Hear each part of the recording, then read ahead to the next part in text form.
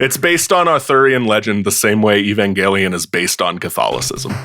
We're entering our flop era. Shit's bleak out here. All right. 18 plus. Who wants to get milked? It's kind of quality we have here at Debate This. I need the edge. I need what the raw, unfiltered internet can bring you. This is probably only going to be the third or fourth dumbest thing I've said today. That's for nobody. Just out there raw dogging the internet. Way more hog than I expected. It's about as much hog as I anticipated. This is going to be one of those episodes, isn't it? Here comes the cow. Here comes the cow. All right, let's get this over with so we can play Magic. Hello, and welcome to Debate This, the show where no one is right, but someone is definitely wrong. In this show, we take time out of our busy adult lives to talk about comic books, video games, and how Ironheart brought me back into the MCU just in time for the Fantastic Four movie and the general summer of heroes, as people are calling this. We're so back. Super Jurassic July, as the internet has dubbed it. Fantastic Jurassic Man. Uh-huh. Yep. July. That's it. Nailed it. If, jokes aside, if Superman and Fantastic Four are bad, the whole thing's done. We just pack it up. It's over. Yeah, I think we need to make a new podcast. Yeah. Rank Decay. That's when we launch Rank Decay. Oh, yeah. Our Yeah. podcast with a name, but not an idea. But no concept, yeah. With no concept yet, yeah. Yeah. So, guys, today we are doing an episode that is probably 8 years in the making. Since we started out on this path in 2018, our destiny was forged and we were the wheels were set in motion for this episode to happen. We are doing a flavor text today on a franchise we talk about often on this podcast, going back all the way to season 1, episode 3, Ocarina Schmockarina. April 9th of 2018. That God, episode. life is different. Life was so different. Yeah. I was in my 20s. I was working in an office. The whole pandemic hadn't happened yet. We still thought zombie fiction was cool. We still had hope. We were dealing with what we thought was the worst presidency so far. We hadn't seen Andor yet. I just watched season 2 of Andor. It's really good. This is good. Andor's really good. Fortunately, thanks to Butt Thwomp Nation citizen Kyle, not me, I did not commission this episode for myself to do. The wait is finally over, and we are finally doing Flavor Text, Legend of Zelda. That was a good use of the sound. Ago. Yeah, I like that. Good. We did it. I feel like the opening treasure chest sound should have been there, if anything. Yeah, Final Fantasy was a month ago. Yeah, it's the same. It's the same Legend thing, of but Zelda different. famous for not having good sound effects. Awful sound, awful music in Legend of Zelda, just horrible. This is a good time to mention that you too can commission your own flavor text by going to patreon.com/debatethiscast and signing up at the $60 level for a month to get access to commission a flavor text, where we will do a deep dive in this style on the topic of your choice at our discretion. That's debatethiscast.com. No, patreon.com/debatethiscast. That one. Do that one. You got it. Not the other one. Yeah, you got it. And I am joined, as always, for this flavor text by my co-hosts, Todd Tingle Thomas, Matt Beetle Cole, and Andrew Happy Mask Salesman Henderson. I'd like to react to my middle name and say, I accept Beetle. I don't know about Andrew as Happy Mask Salesman. You got to sell me on that. I don't now like consider me we sold. we all just said Todd as Tingle. That's great. Move on. Todd Tingle Thomas, obviously. Todd. You get the alliteration. Yeah, one there there. was no other person you could be. I can't fight that.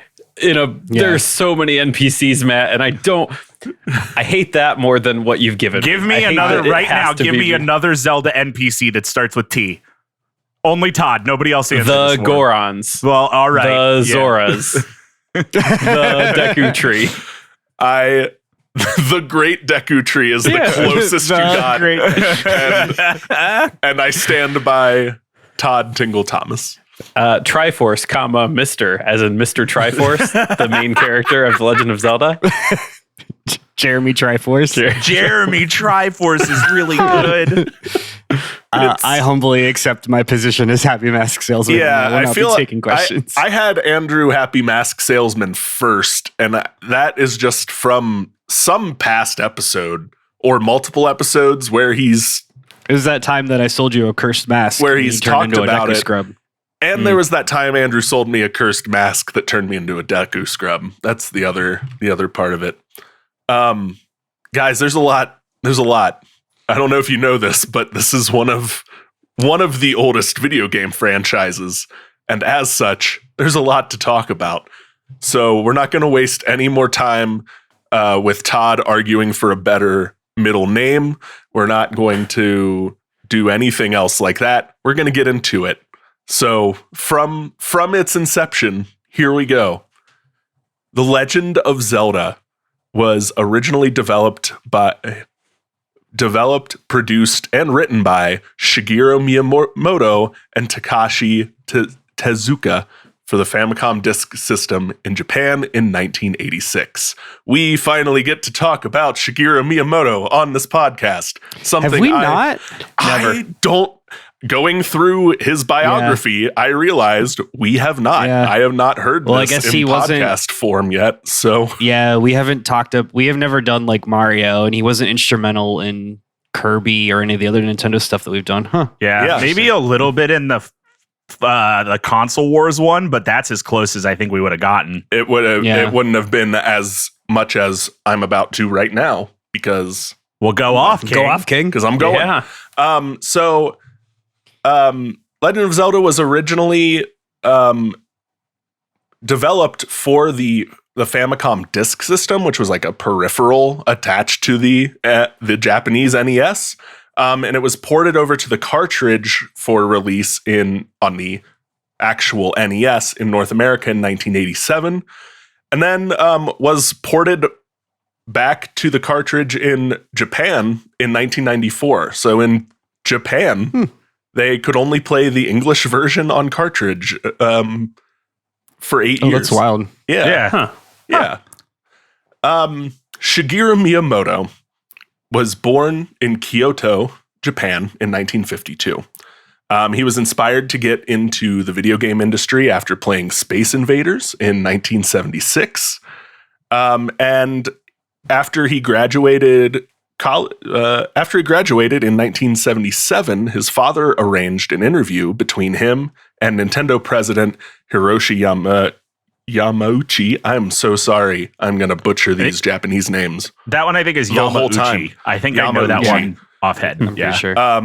But he was his father arranged an interview with him and President Hiroshi through a family friend. They had 1 degree of separation between the president of Nintendo. Man, and even back then, it's all about who you know. it's all about who you That's know. some shit, Kyle. Yeah. And Miyamoto was hired as an apprentice in the planning department of Nintendo in 1997. You mean 1977. 1977. 1 year after he created Mario 64? Yeah. 1977. That's wild. Like, and this is that period of time too, where like, and this is an industry that was new enough that you could just like learn about it in a magazine and walk up and be like, I want to do this now, please. I would like to. Yep. I would like to Yeah. make games now, please. Yeah. Yeah. And legally they had to say yes. Yeah. Yeah, you show up in a nice enough tie with a printed off resume. And ask the manager for a job, and they They have could- to give it to you. They And they could say, only "Thank turn God, you another away. They could only turn you away if your handshake wasn't firm enough. That those were Yeah. the legal. Well, that's will his say business something like- style. Yeah, they gotta like the cut of your jib. yeah. If you have Do a you- bad jib cut, no job. What if you had tendonitis in the 50s? No job. You couldn't And you got a handshake. weak ass jib, and you can get to stepping. That's specifically a bad jib Weak-ass cut. jib. Yeah. Bad jib is what they called tendonitis until 1984. So Got it. Yeah, you know, that makes it's- sense. Well, it's Yeah. and then they started calling it tennis jib, and nobody knew what that was. What are we doing? We're making tendonitis jokes. Come on, Todd. Yeah, get on board. So, as I said, Legend of Zelda was released in 1987. Shigeru Miyamoto would have had a legendary run of game creation before that, if he had stopped in 1986 before creating Legend of Zelda. His credits include Donkey Kong, Mario Brothers, Duck Hunt, Excite Bike, two more sequels to Donkey Kong, and Super Mario Bros. I think How about DK Junior Math? Was that in there too? DK Jr. was. It's assumed, Andrew. DK Jr. okay. Math was not his. But I feel I listed 5 games that I think Pretty big deal. Pretty influential. pretty big deal. Laid a pretty solid foundation for gaming onward. And I don't think I need to stand on anything else to prop up his legacy or these games. No, not to just needlessly double down on what Kyle said, but especially in that era, like the arcade era, so many of those games and so many of the games that Shigeru Miyamoto would go on to create are all games that are the first of their kind and then were iterated on for eternity afterwards. And there's a real argument to be made that, like, if you're doing something in a video game, it's because Shigeru Miyamoto wanted you to. Yeah. Pretty much. We'll get to it, but like Legend of Zelda, the first one is considered like the first non-linear video game. Period. End of sentence. Like, How about Yar's Adventure? Or just Adventure for the Atari, where you were a square and you get to move around in a big box. Yeah, no, that's accurate. This created it. thanks, Andrew. Miyamoto started out doing the art for a arcade cabinet called Sheriff. This led him to being granted to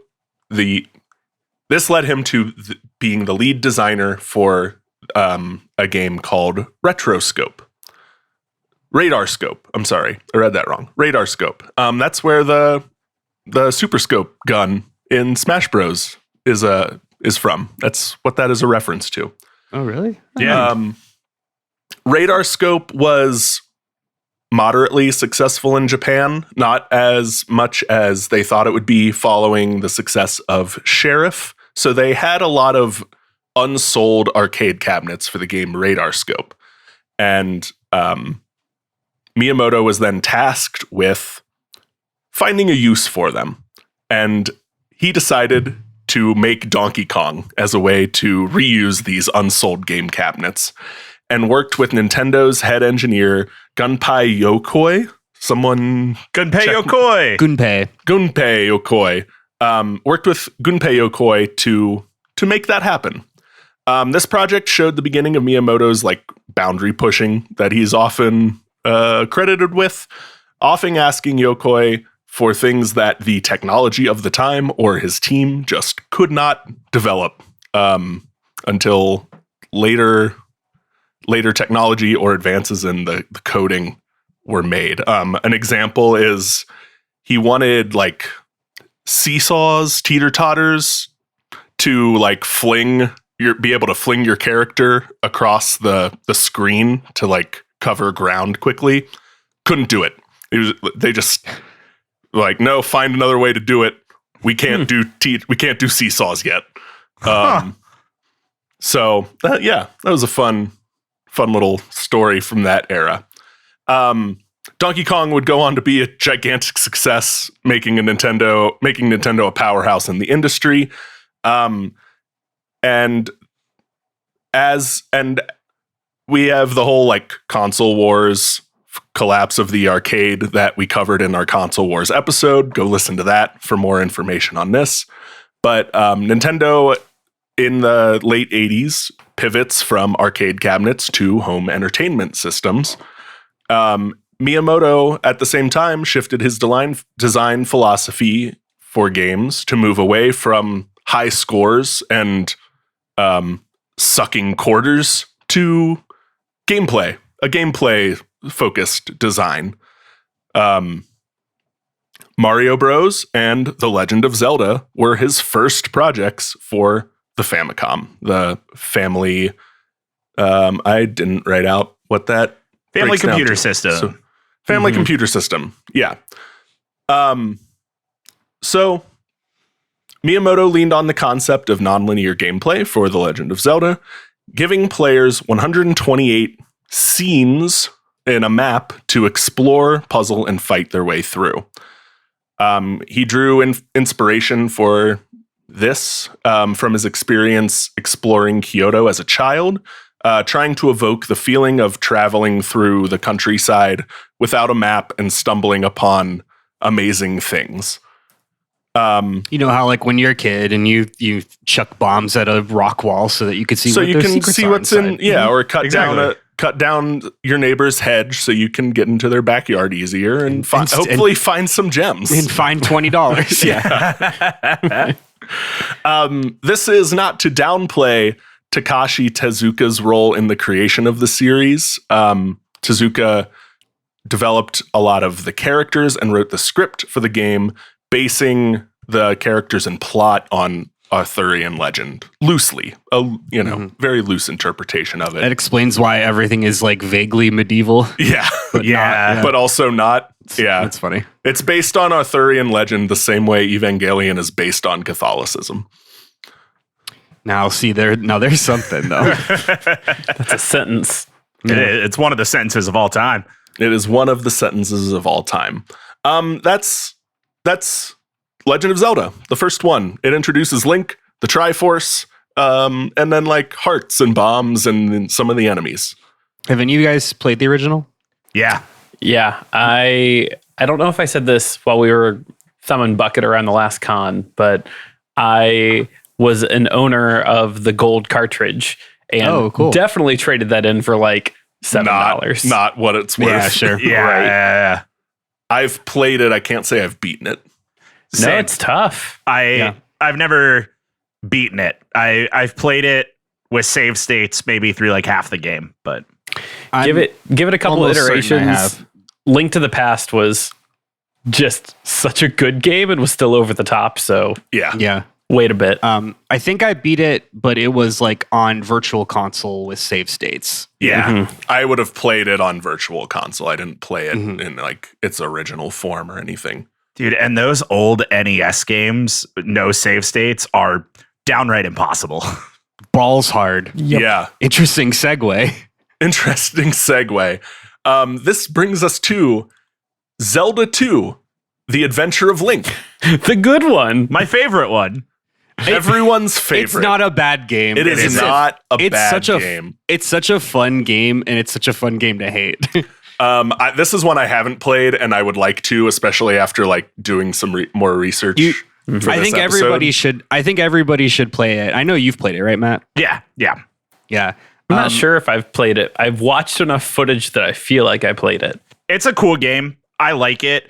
It's very similar to every other cartridge game that came out at the same time. Like I grew up with an NES game called Kung Fu that was just one of my favorite games to play as a kid.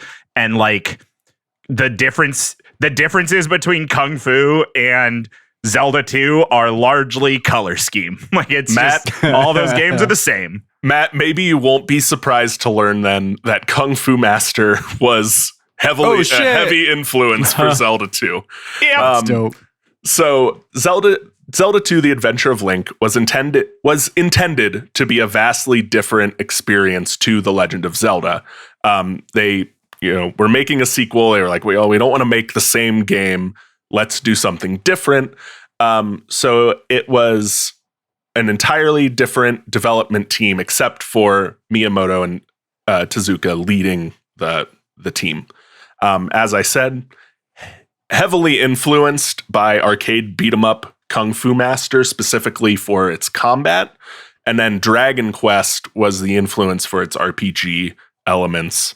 You can also see Neither the influence. of which stuck. Neither of which in the stuck. series. Not at all. Neither really of which funny. ever returned to the series. Yeah. You can also see the influence like Metroid had on it. I think that's another good comparison Sure. to make.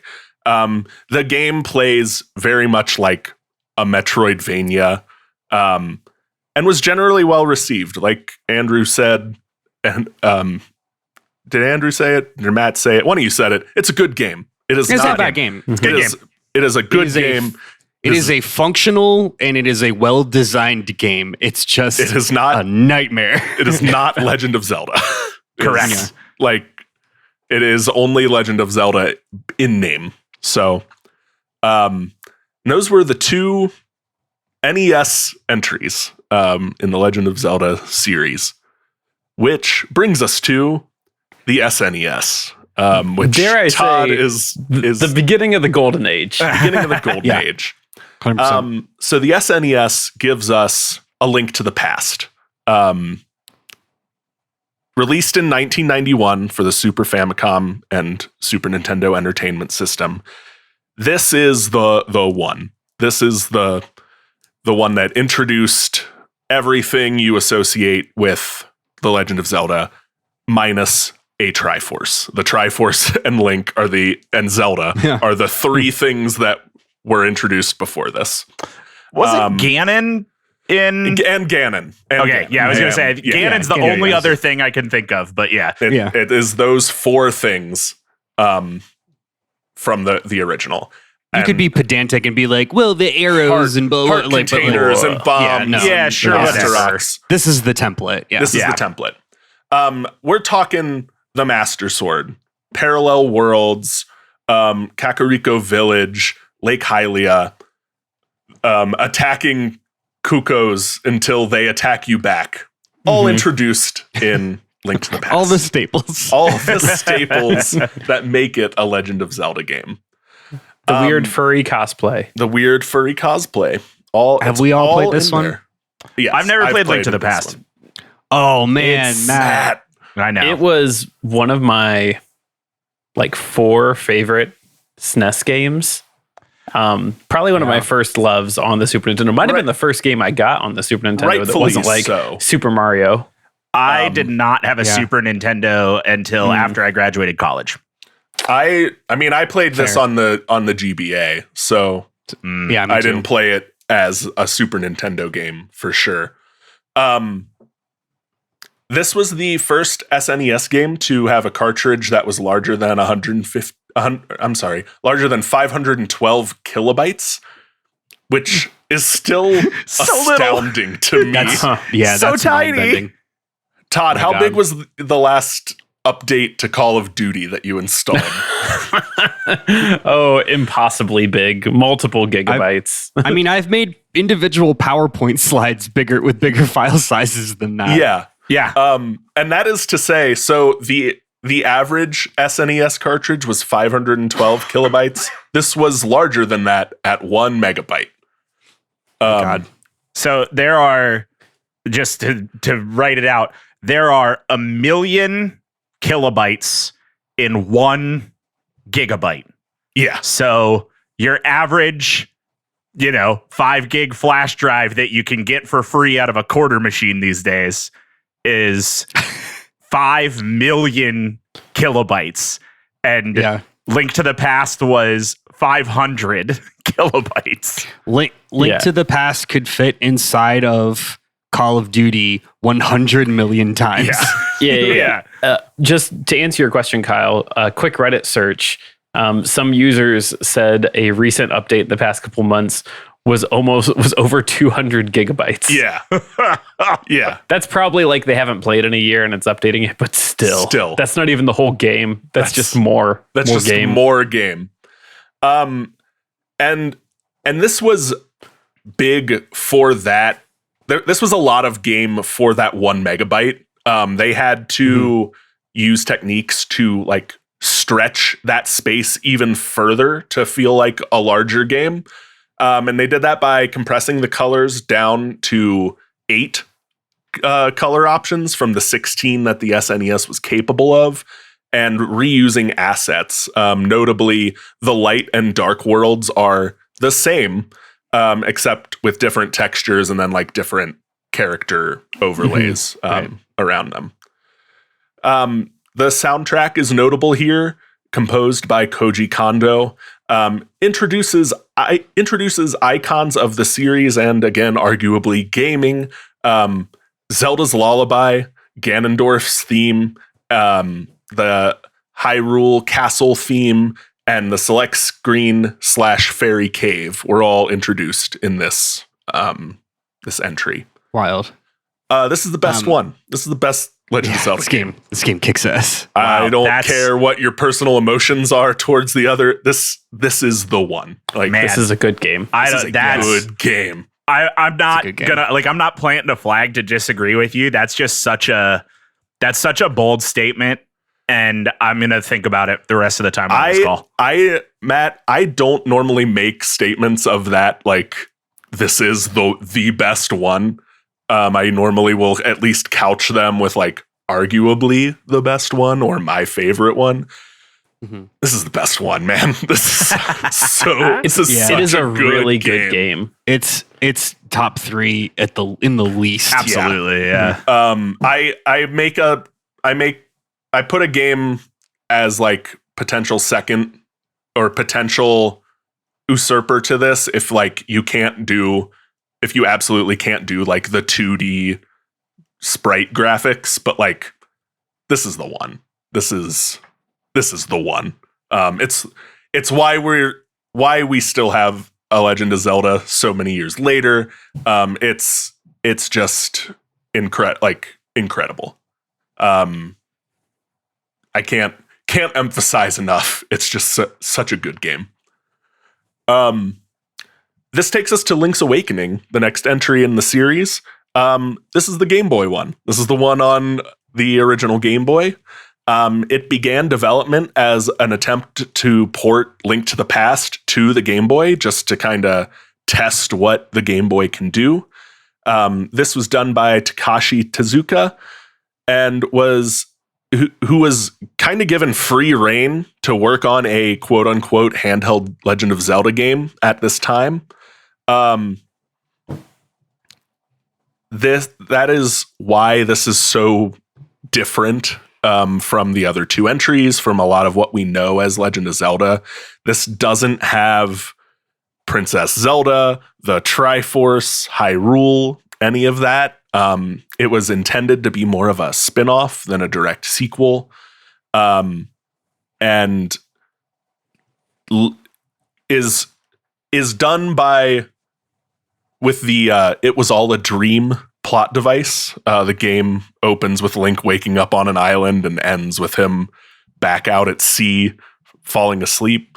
And Tezuka has said that Twin Peaks was an inspiration for the vibe of this fun game.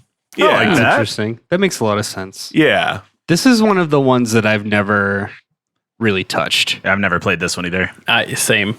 It fell under the radar for all the reasons Kyle just described. Yeah. Yep. This was the first Legend of Zelda game I owned, having inherited it with my cousin's Game Boy, Game Boy that I inherited. Yeah. I could not get past the first, like, you wake up on an island, go part of the game when I was a kid. Pretty cryptic. I played a little bit of it on like Virtual Console like a number of years ago. Yeah, I remember it being like, what do I do? Yeah, I will likely return to this one soon. Just because it's a Game Boy game, so it's not that long. And having all of the lacking all of the like normal trappings of a Legend of Zelda game. And that interests me, and I want to check it out. This is the one that got the eyes. Switch remake This in did the like get the chibi Switch, style, right? Okay, the chibi Switch remake was Link's Awakening, yes.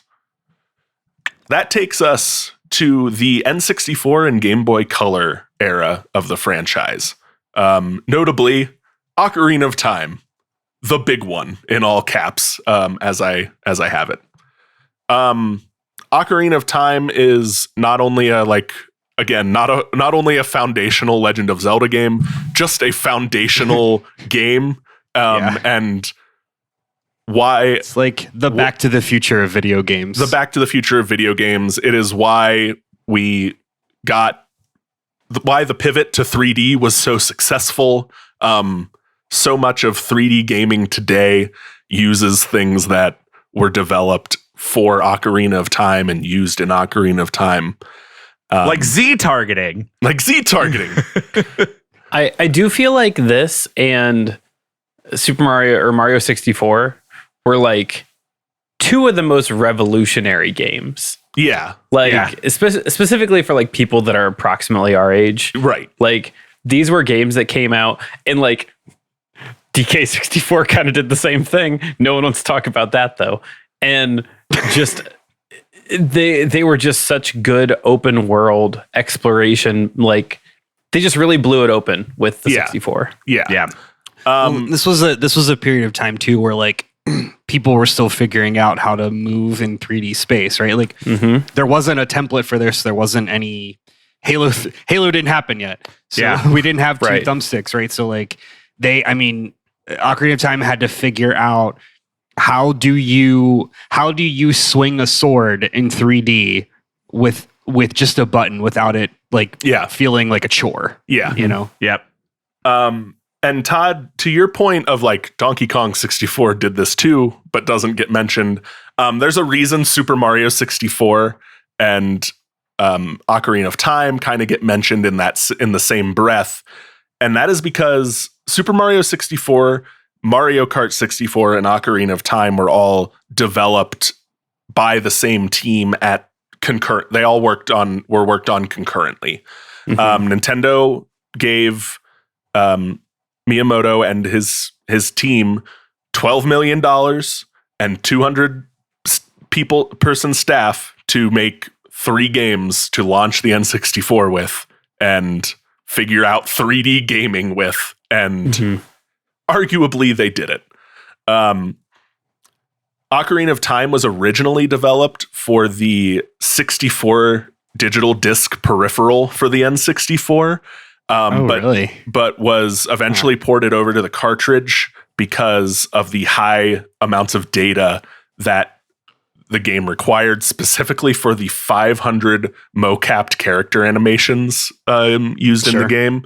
Yeah. The disc just couldn't load the game fast enough to make it playable by their standards. And an interesting thing I found comparing it to Super Mario 64 is that the towns in Ocarina of Time are kind of a similar technique to the painting portals in Mario 64, where that is where your like load times are hidden when you enter and leave towns to go into the open world, and then like you load the open world and then you go into a new town or castle or dungeon and load that. It's the same. You're doing the same thing as jumping through a painting in Super Mario 64. I just want to throw out, this is just kind of a random thing, as we've been talking about it and saying like the Famicom disk system, porting from disk to cartridge. At this time, disk still meant floppy disk. Like this is pre-Sega CD. Yeah, no, this is This isn't like laser disc. If you're listening along at home and thinking, why cartridge bigger than disk? Because disk's small. Because disk's small and fragile. Floppy. So fragile. So floppy. Very floppy. So floppy. So disk. As I said when I introduced the game, Ocarina of Time introduced many mechanics that are foundational in gaming, not just the Legend of Zelda franchise, like a controllable camera, Z targeting, just existing, moving around in 3D space, all figured out. Locking on. Yeah. And like we joked about Z targeting, but like clearly we've progressed past that, but a lot of what we do now would not have been possible without Z targeting having been developed at this This time. is this is weird, but like the way Rocket League works, the way Rocket League's camera works is modern Z targeting. Yeah.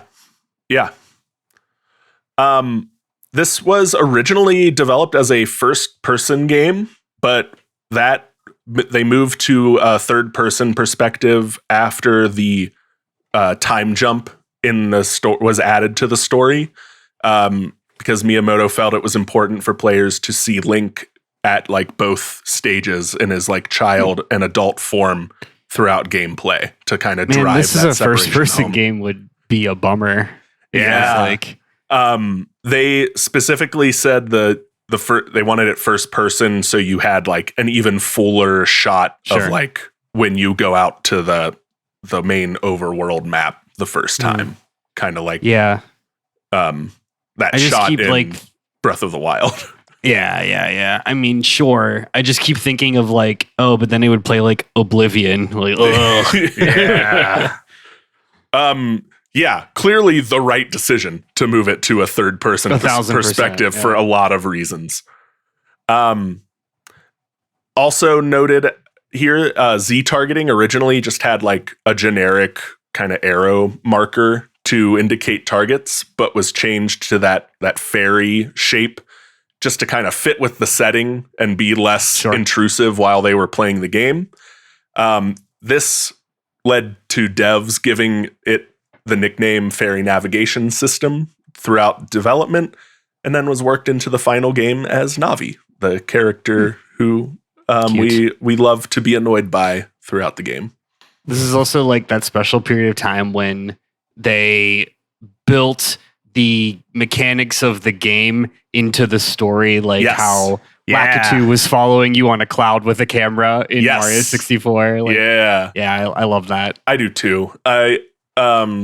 A lot of cool things that have like gone to the wayside as studios got bigger in this whole franchise. Well, and these things just became The norm. the norm. you know? Yeah. This takes us to Majora's Mask. Also for the N64, it was built on the same engine as Ocarina of Time. It reuses a lot of the same assets from Ocarina of Time.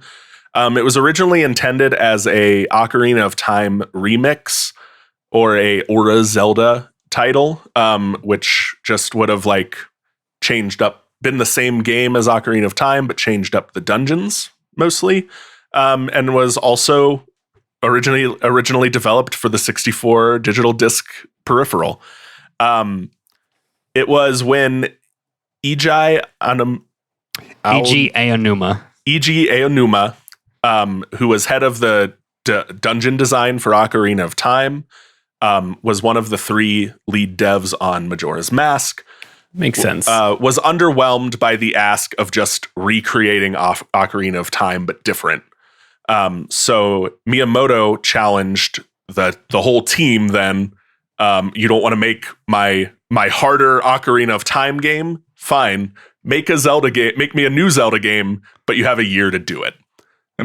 Some twerp was like, hey, teacher, you didn't collect the homework. Great. And teacher was like, okay, pop quiz then. Yeah. Mhm. Yeah, exactly.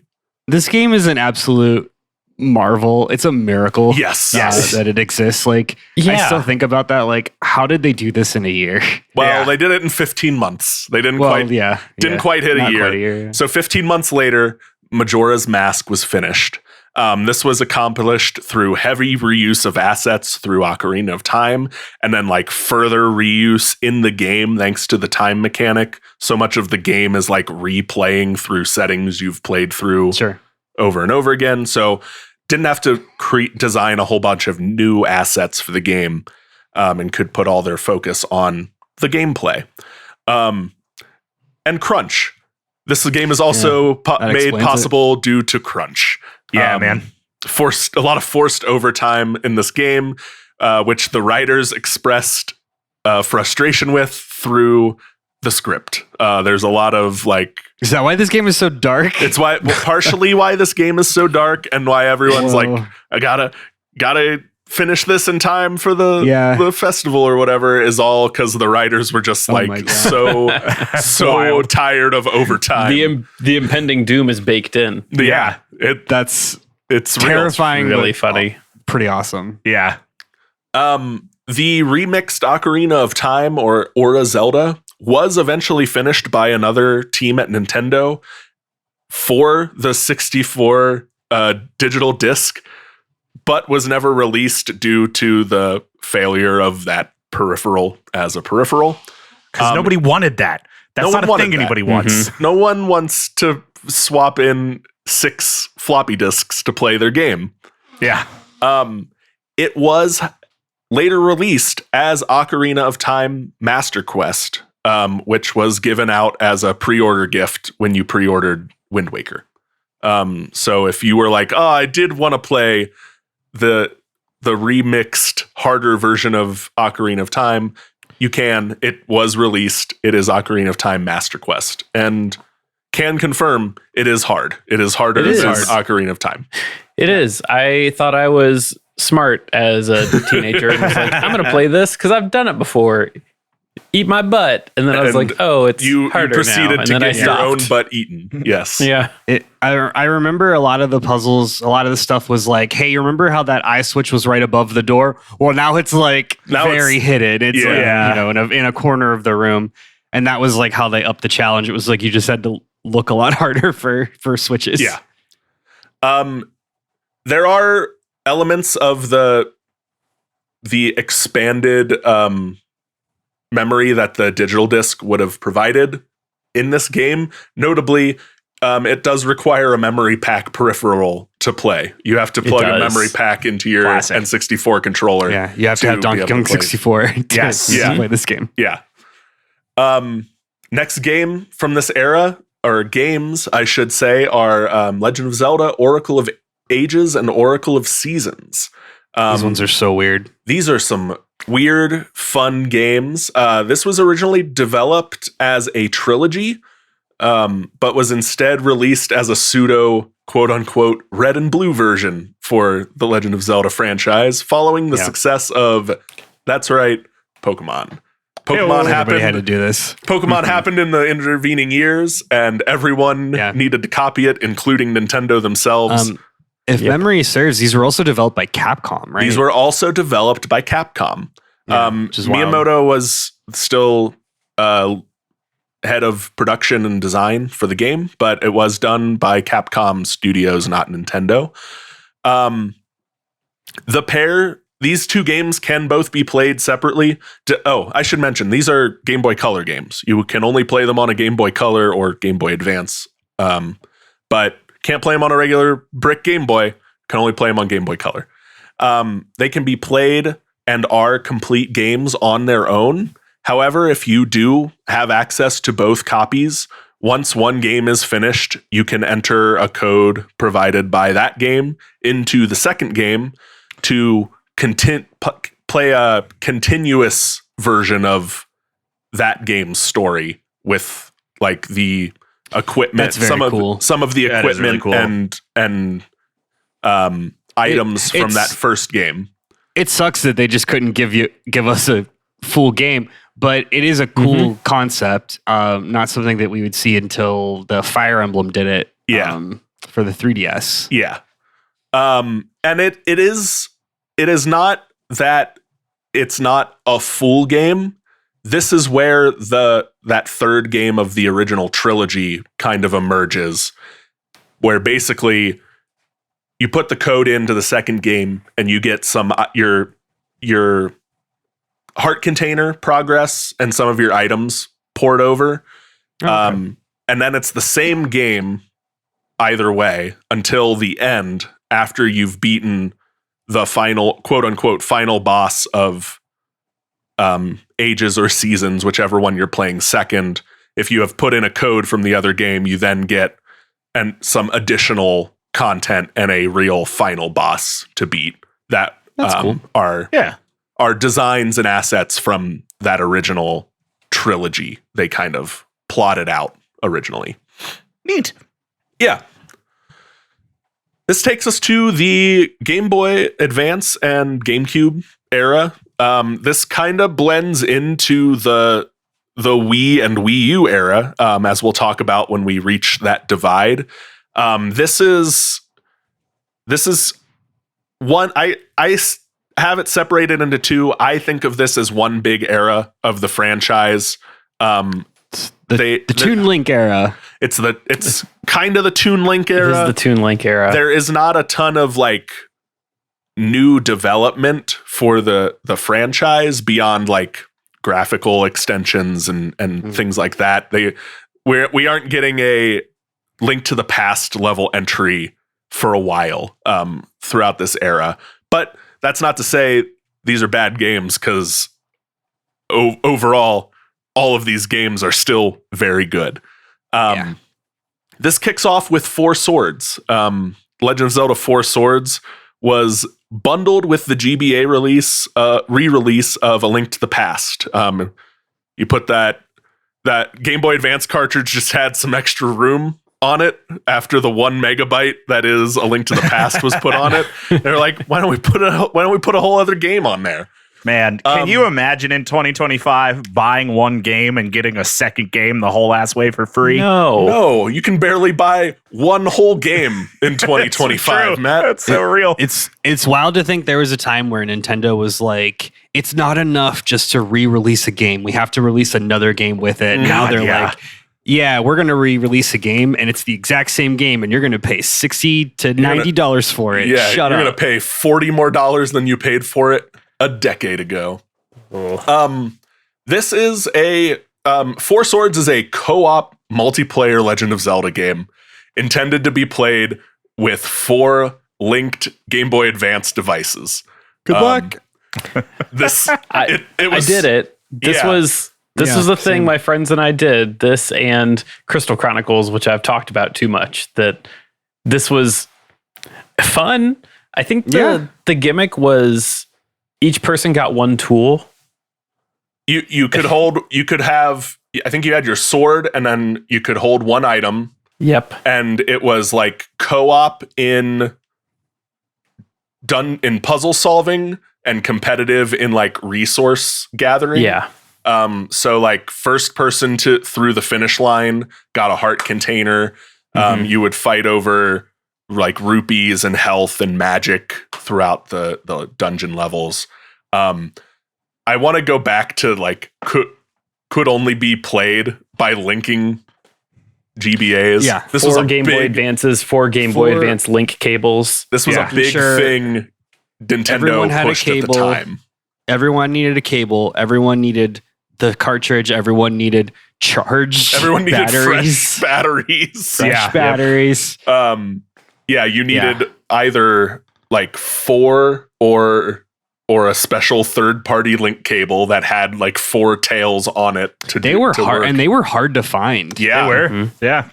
I think I pulled this off as a 2-person experience once. This was not easy to achieve at the time. We, for a little while, this has nothing to do with Legend of Zelda, but for a little while, we had a neighborhood link cable.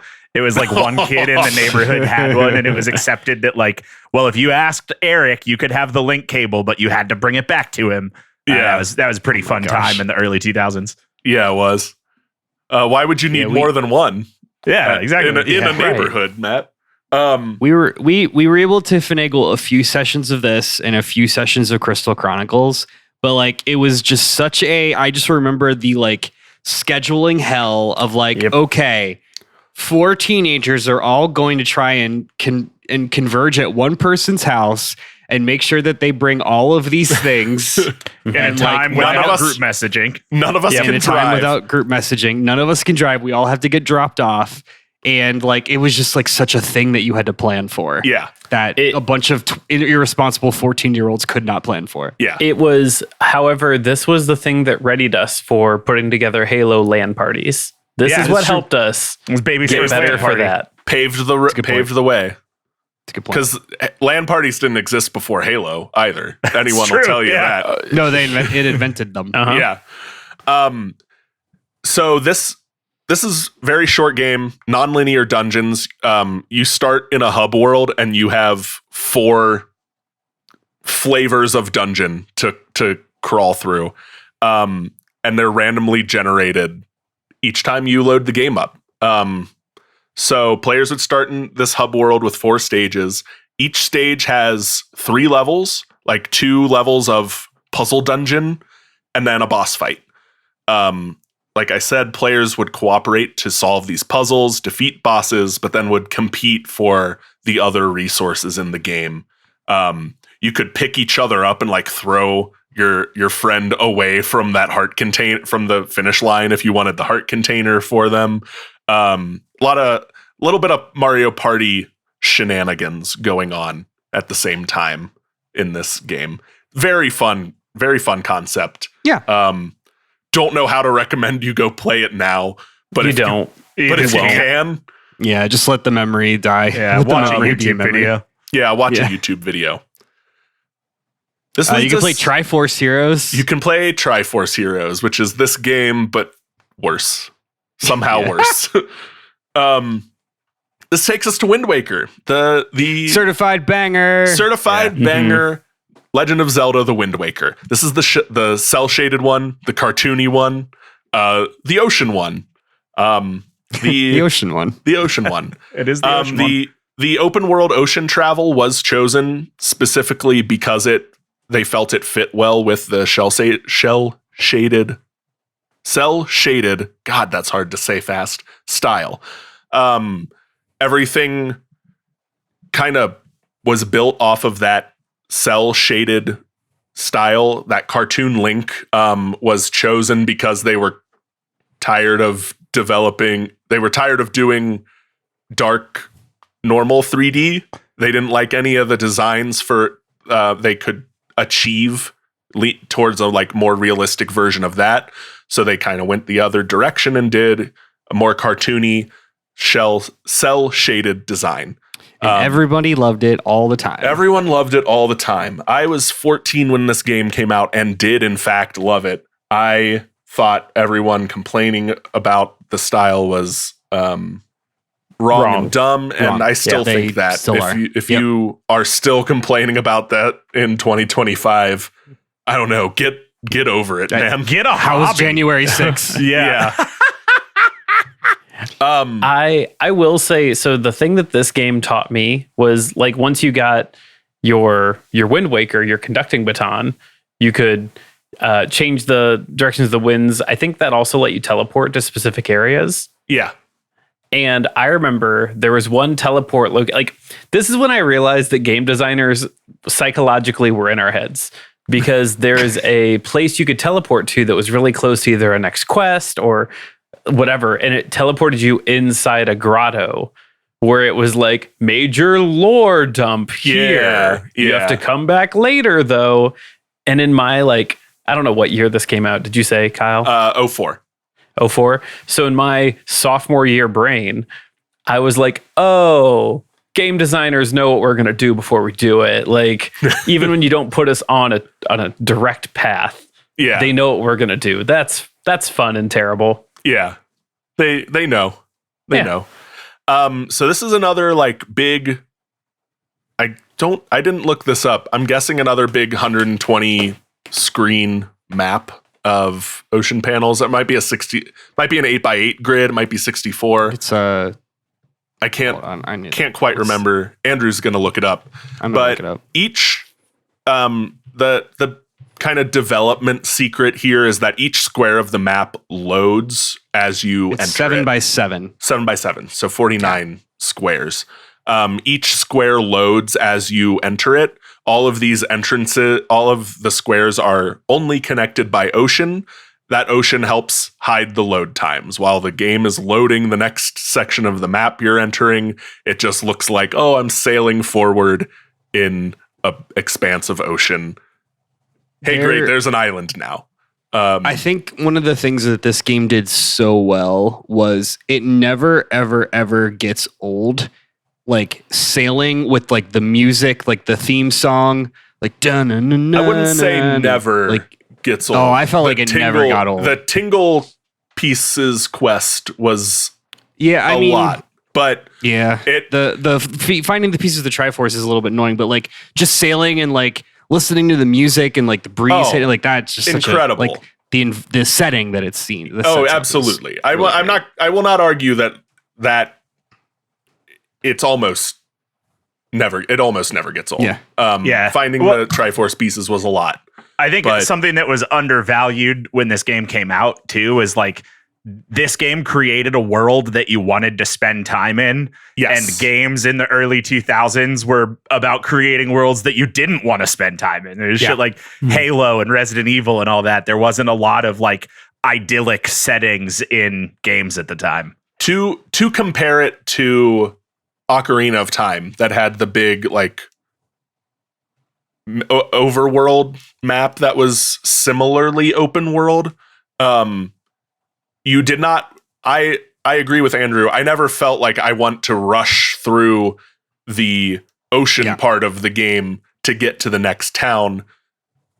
Enjoying the ocean trip on the way to the next town was part of the game and was often very fun and enjoyable.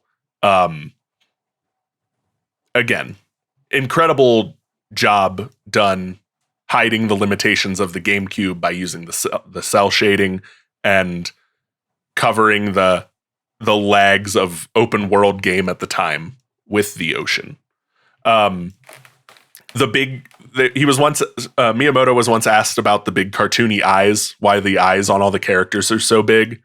And he gave a joking answer at the time, but they do serve the very real purpose that Navi did in the N64 games, or if you idle long enough, Link will look at kind of what you're supposed to do next. He, in the same way Navi would like idle over something if you idled long enough, Link will turn those giant cartoony eyes to like look at the thing you're kind of supposed to figure out next. Yeah, that's cool. Yeah. From here we go to Four Swords Adventures, a full console release of the idea shown in Four Swords. This could be played single player with just a GameCube controller. This was a GameCube game. I had this one. I had this one too. But you could also play 4-player multiplayer by connecting 4 Game Boy Advances using 4 GameCube Game Boy Advance link cables. Which is aggravating. And to be clear to those unaware, that is a different link cable than the first link cable we talked about. A different link cable than the one we talked about. God. This was asinine. The GameCube, famously easy to play multiplayer. Yeah. Like famously great for couch co-op. Just why? Why did we have to do this? It would have even been better if they had done like, you can play multiplayer with 4 GameCube controllers, and if you happen to hook up 4 Game Boy Advances, you get that extra little bonus screen that was provided, because that was the only thing that you got was like your item inventory and then the occasional mini game. Like if you went into a cave on rough screen, you went into your Game Boy on the thing. Still very fun. This was also a fun game. I did get to play this with 4 people, with 4 friends for one night for about 3.5 hours until the Game Boy Advance SPs we were using started to die, because you can't charge those and use this GameCube Game Boy Advance link cable at the same time. And that bad boy, awesome. those bad boys sap batteries. Yeah, they did. This is another Toon Link game. Four Swords, Wind Waker, Four Swords Adventures, and this next one, the Minish Cap, are all Toon Link designs. So this is the Minish Cap. This is another Game Boy Advance game, the first like new Legend of Zelda Game Boy Advance game. At the time was intended to be the quote unquote first Legend of Zelda game, like in the chronology. People were talking about the order of games at this point. The big one in this was we get the origin of Link's cap in this game. Is not is Link doesn't just wear a normal green cap in this one. It's a bird spirit that serves as your like Navi character that kind of tells you where to go and squawks at you if you do something bad. This one's cute. It's cute. It's not a bad game. It uses size manipulation as the core game mechanic. You jump up on a like special stump, I think, in game. Tell your hat to shrink you, and you shrink to go visit the Minish people, which is where the title comes from. It's cute. It's fun. The Minish people live in Minland. They do. Good joke, Matt. Thanks. Good. Thank you. You could skip this one if you're not a Legend of Zelda completionist. I'll be honest. It's a solid. It's fine. It's a solid B. Is how I'd put it. Speaking of Zelda games to skip, what's next? What? Andrew. I hate this one. I do not like the no. Twilight Princess. Well, you're not going to like going to what I get have divisive. You're not going to like what I have to say at the end. So this takes us into the Wii U, DS, 3DS era of Nintendo and gaming. This is another era for Nintendo that kind of all blurs together, even though these are four very distinct systems. And Twilight Princess. Twilight Princess is our Legend of Zelda game. This is the wolf one. Link is a wolf for half the game. This is the first Legend of Zelda game I ever played. That's Wind Waker kind of was wild. Wind Waker was, and I played it for the first time in 2018. Wow. Yeah. This game it's wild what they did, seeing as this game is entirely in sepia tone. It is pretty cool. So sepia. It's so sepia, so toned. Yeah. So if Gothic font was a Zelda game. Yeah. Kind of. This was developed for the GameCube. Originally, development timelines pushed the game far back enough that it was pushed to the Wii, and still did have a late in life GameCube release. So after the Wii came out, it came out on Wii and GameCube at the same time. Motion controls were added to this game late in development because the Wii. Welcome to the Wii. This was originally conceived as a Wind Waker 2 game. The game was pushed to its darker design due to Wind Waker's slow sales and complaints of cartoony graphics. Sure. But it is built on a souped up version of that same cell shaded engine that Wind Waker was designed on. This is still a cell shaded game. It's just much more advanced in the intervening years. I think this came out in 2008. And so in like the 4 years, they pushed the cell shading technology that much further. The transition to the Wii was relatively simple from a development standpoint. The Wii and the GameCube were more or less the same, with better processing power. Gameplay this is the first game where Link is right-handed because the gameplay on the Wii felt weird, swinging your Wiimote with your right hand to watch it translate to Link being left-handed on the game. That's really interesting. So I didn't know that. The Wii and GameCube are like mirror images of each other.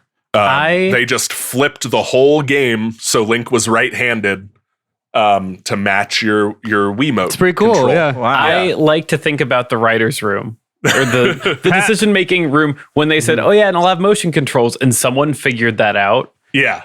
And they said, like, they took a whole week and they were like, what do we do with this? Well, And finally, like Friday at 2 p.m., they're like, flip it. flip it. Fuck it. The anecdote Doesn't matter. I read specifically said it was found out like while playing. Like they got the Wii controls in their hand for the first time. Yeah. And you swing right-handed and it moves his left hand on the screen, and that's Yeah. when they were like, "Wait, this is Uh-oh. this is not good."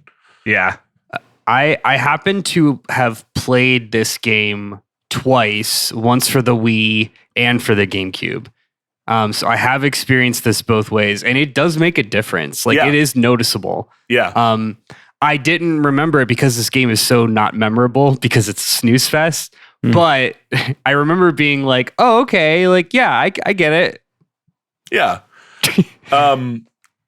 The other notable anecdote from this is that the aesthetic was kind of lifted from Peter Jackson's Lord of the Rings movies. Those were big Sure. at the time. They were like, hey, why don't we make it look like that? And then my last point here is I have this as a strong contender for the best Legend of Zelda game. If you can't get over the 2D sprites to play Link to the Past, I really liked this game. At least I will couch that with at least the Link parts of the game. I will concede that the wolf parts are Here's like incredibly samey and less and fun. I'm obviously like I'm kind of doing a bit a little bit. Yeah. This is my least favorite like mainline Zelda, and I think like I've also played it twice, and it's got the highest highs and the lowest lows. Yeah. I think there's so much of this game that is just like it feels really hollow. Like the first hour of this game has by and large the worst beginning. Yeah. Like the beginning is so slow. It's even worse than Skyward Sword. But it also has like one of my favorite dungeons ever, which is the Yeti's house. The Yeti Mansion, which is like an incredible dungeon. So it certainly has high highs. I just think this one was so clearly made as a overcorrection to fans. That's to like fair. people complaining about Wind Waker. And it was like, I think it comes off as a little dead when you pair it up against like, just like Wind Waker is oozing with charisma and like flavor and charm. And then this one is just like, it feels flat a little bit. Nintendo really struggled through the GameCube era identity wise because two big players came onto the scene at the same time. I guess this is the comparison is Super Mario Sunshine. Yeah. Right. And what the claim at the time was that people wanted more mature games, which Xbox and PlayStation, Microsoft and Sony were willing to sell them, where Nintendo wasn't as much. And that is certainly part of it. But I do think the other part of it is just that like two new competitors were on the scene and hungry, and Nintendo rested on their laurels a little bit, and both those companies jumped at the chance to be potential number one. It happens. I think of Twilight Princess a lot as like, if you want to go back and play Ocarina of Time but not deal with an N64 game, you should go play Twilight Princess. And it was, I missed Zelda kind of by choice, but like a lot of my friends had it. It wasn't a type of game that I was super interested in, so I just grew up not playing it. And the first Zelda game I ever played was for the YouTube channel that I started after college, and we played Twilight Princess, and it felt like what a Zelda game made in 2008 would look like to me at the time, as somebody who had never played one, like somebody who had just been tangential to it. I think that it's really pretty for the era. It's very sepia. For the late GameCube, early Wii era, it looks great. You're not wrong that it is very sepia-toned. Yeah. But I have a soft spot for this game. I like this game a lot. I will admit the wolf gameplay is tedious. But it's fetch questy. It's fetch quests into fetch quests. Moving on here, we have two DS titles that I kind of combined into one entry because they use the same engine. They don't do a whole lot new developmentally. They're both very good games. And that's Phantom Hourglass and Spirit Tracks. I've never did you heard of play these? Spirit Tracks. Did you have these, Kyle? I played both of these, yes. Okay. They are typical like overhead Legend of Zelda design, broken up by sailing or train gameplay, respectively. Train. Spirit Tracks is a train game. We need more train games. Yeah. Well, that's why And I started giving train points last Spooktacular Express. It's a really good point. Did you guys keep track Matt's of yours? trying. Yeah. It's on a post-it note over in the corner. My train points are on the block train now, You bet. actually. I hate that. That's so Oh. good. That's what they ride in Minecraft world. Yeah. Where was I? These both also heavily used like the other DS features, like the touch screen and the microphone. Phantom Hourglass specifically has a puzzle where you have to close your DS while playing it to like imprint a stamp onto your map. And that's the only way to like move on to the next location. I love that. The yeah. DS was such a good thing. Everything agree, about Matt. the DS is Yeah. good, man. I'm I so agree. idyllic about the Nintendo DS. I feel that way about Street Pass. This also, I think this was Phantom Hourglass. This was Phantom Hourglass because that's the Phantom Hourglass mechanic. This has a dungeon crawler level. You keep returning to the Ocean King's temple, Yeah. and like you have to speed run it to get further and further. Like you get a bit more time in your hourglass each time.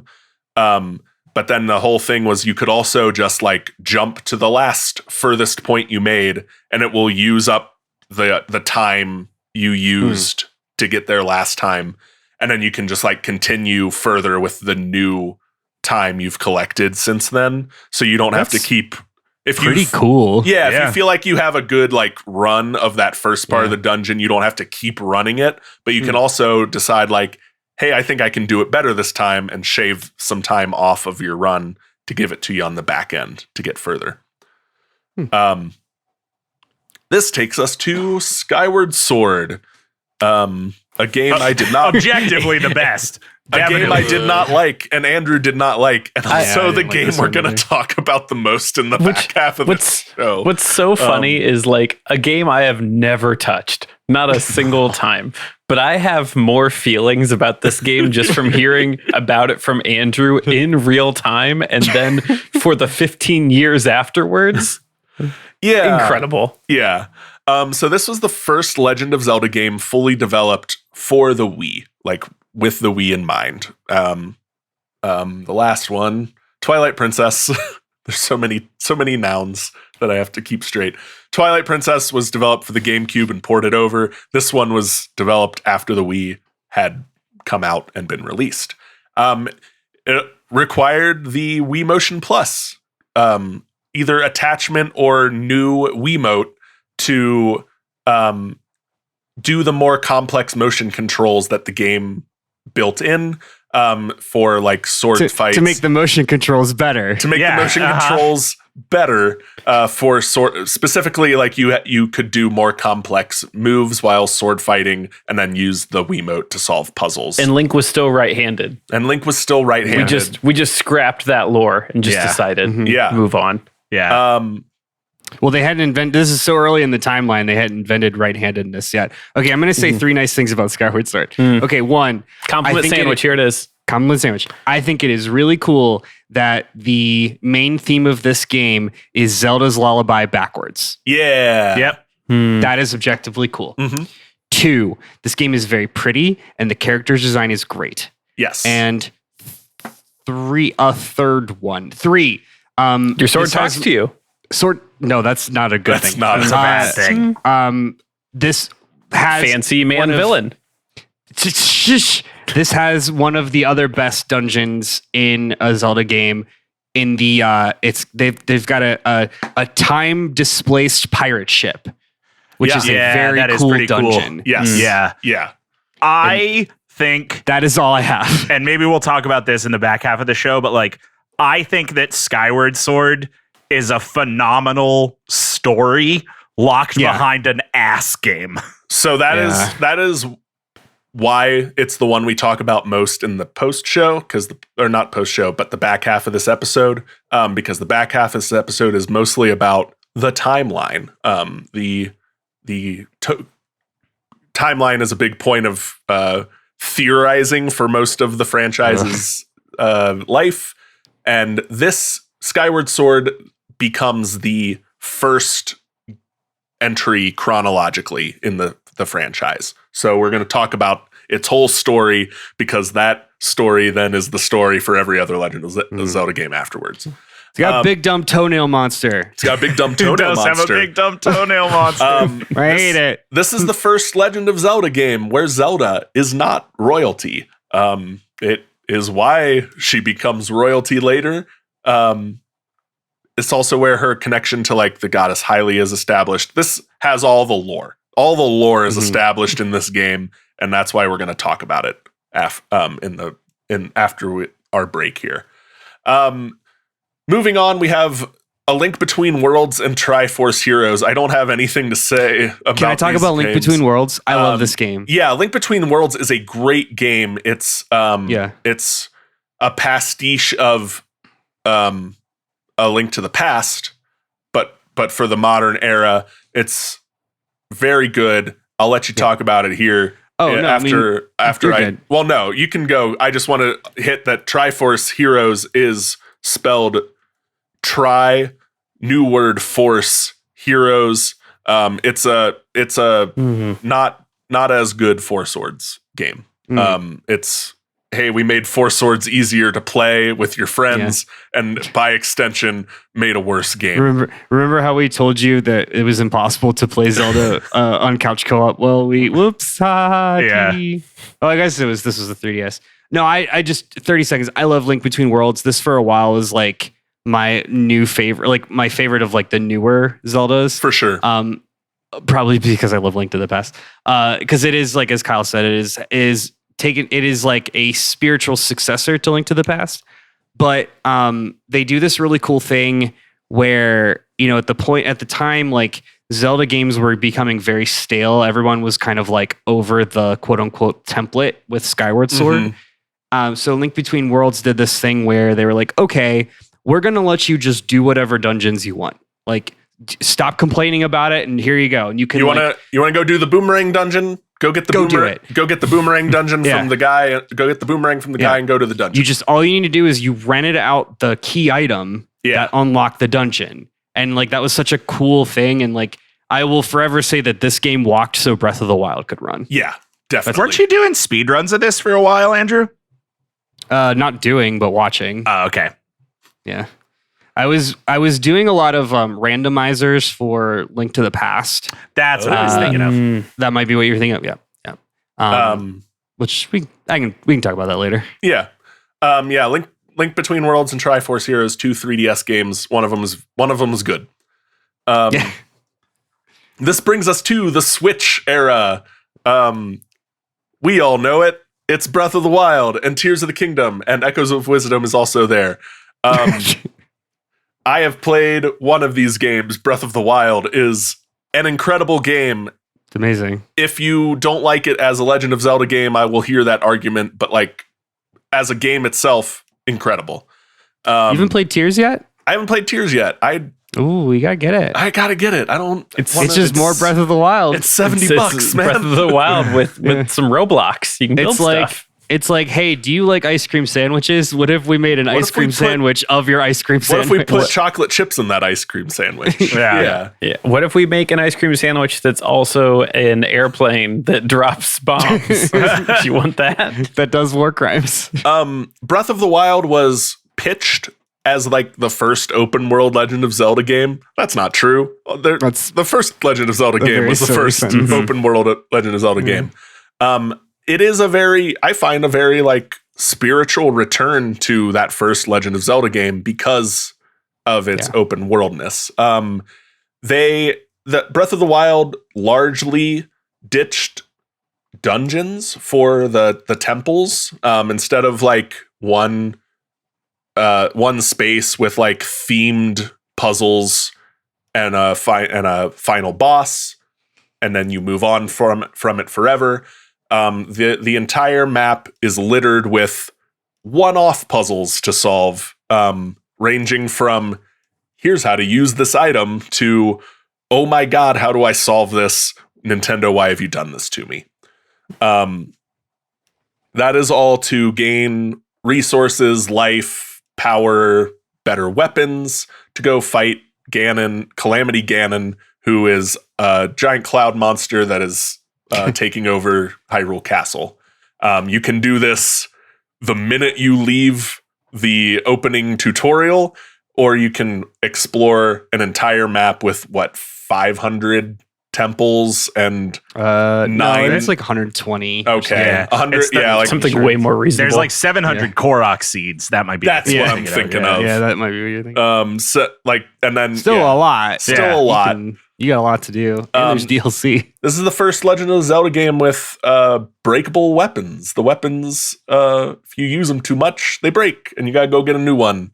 And people have mixed opinions on that. Mostly because, like, if you grind out all those temples and Korok seeds, you're going through a lot of weapons. People are idiots. Yeah. People are fine. idiots. It's fine. It's good. I think so. You said earlier, like Link to the Past, best Zelda game. This is my LeBron James is better than Michael Jordan, something that I have no opinion of and can't talk about because I don't know shit about basketball. I think Breath of the Wild is the best Legend of Zelda game. I think Breath of the Wild might be the best video game of all time. And I don't need to argue that right now, but I do think that is my opinion. It's hard for me to stack it up against Link to the Past because they are so different. Yeah. Like, Yeah. I have a hard time, and that's why, like, I was like, it's definitely up there. It's like the best it's definitely the best of that type of game. Yes, 100%. Yeah. Yeah. Tears of the Kingdom is the next one. Also came out on the Switch, and like we joked, it's more Breath of the Wild, but you've got 2 more maps? You have a sky map and an underworld map. Slight spoiler, I guess. It is Breath of the Wild. You're on the same base map, but then you have sky and then underground. Yeah. And so it's like 2 more maps, and everyone is sexy. Everyone is so hot. Everyone's hot. And then they also added Roblox to it. You can build whatever your heart desires if you collect enough in-game resource. Lithium-ion batteries. Mm-hmm. Yeah. Yeah. And they're both great. They're both great games. Yeah. I have not played Tears of the Kingdom. I have heard too many people have gotten like bogged down with the Robloxing to actually finish the game to like call it a better game than Breath of the Wild. But like from a sheer like how did they do this standpoint, I know Tears of the Kingdom came out and everyone in the video game industry was like, how they did this on the Holy Switch. shit.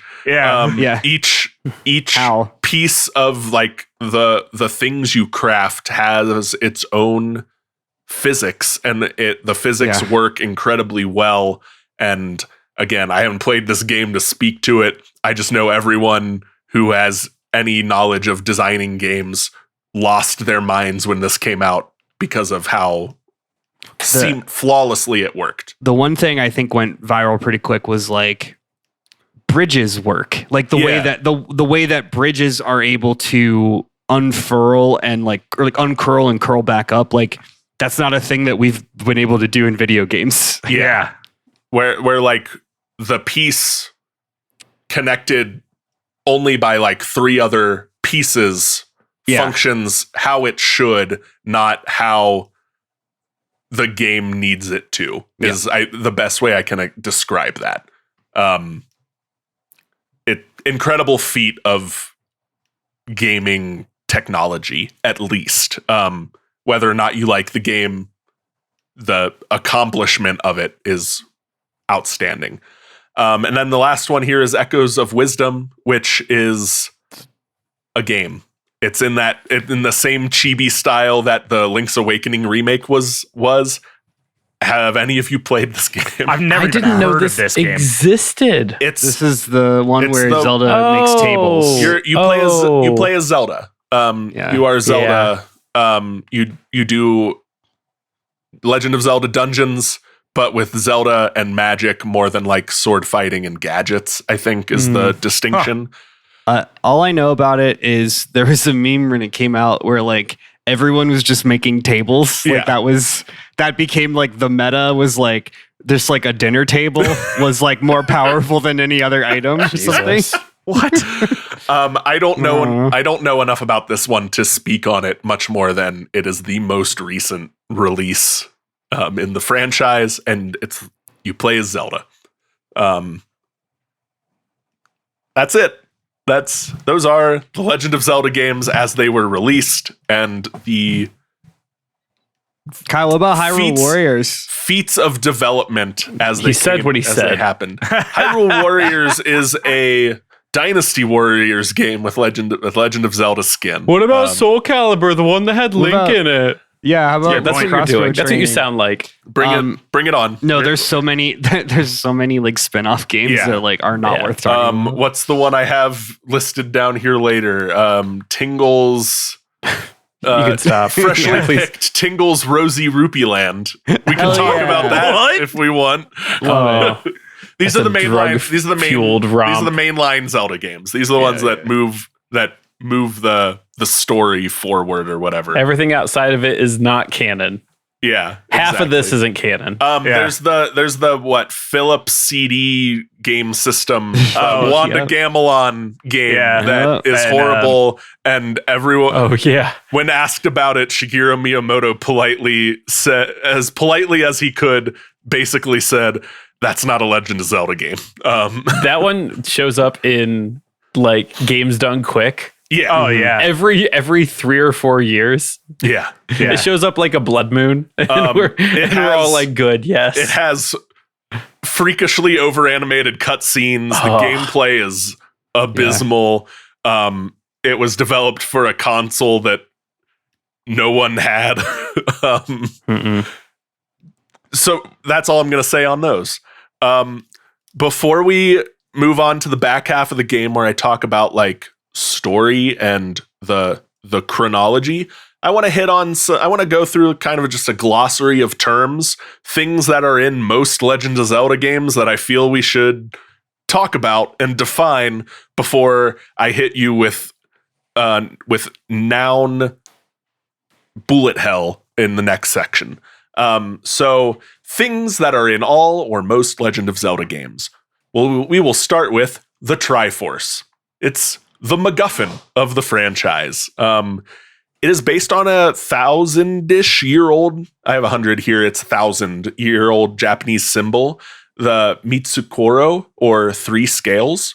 You can kind of like the swastika. You can find this in Japanese temples and family crests, religious sites that long predate the Legend of Zelda series, long predate digital technology. This is an old symbol that happened to work as a visual icon of the franchise. Miyamoto originally conceived this as three computer chips representing the past, present, and future in like very early conceptions of the game when it was more like sci-fi than before the hero fantasy kind of overtook the design. Introduced as magical triangles of great power in the first Legend of Zelda game. There were originally only 2 of them. So they were like each one of those that you found in game was the Triforce, and you could find 2 of them. Later, a 3rd was added, and they were given connections to the Hylian goddesses Din, Nehru, and Feror, representing power, wisdom, and courage, respectively. That's going to be important. The Triforce of power, wisdom, and courage are the MacGuffins after Ocarina of Time. If you they are the in game, they are the Dragon Balls. In story, they are the Dragon Balls. You collect all 3, you get a wish. You need to stop Ganon from getting all 3 so he doesn't wish to rule and subjugate over everyone in the world. Yeah. That's Sometimes you turn into a man. Sometimes you turn into a man. Or bunny. Or a bunny. Yep. You got to have the orb to keep yourself from being the bunny. That's Gotta right. have the orb to keep from being the bunny. We say that all the time on this podcast. It's one of our catchphrases. Our next entry in our glossary of terms here is Link. It's the protagonist character. He's the left-handed hero of time. Now, Kyle, you say he's the left-handed hero of time, but I have a few data points that would tell me otherwise. You have 2 that would tell you otherwise, and we talked about why and how. Link is left-handed. And we're moving on. Thanks. I am left-handed. I will claim Link as my left-handed representation until I die. Link's connected to the Triforce of Courage. He is the hero of time who keeps showing up in Legend. Link is strongly associated with the Master Sword. It's this franchise's answer to Excalibur.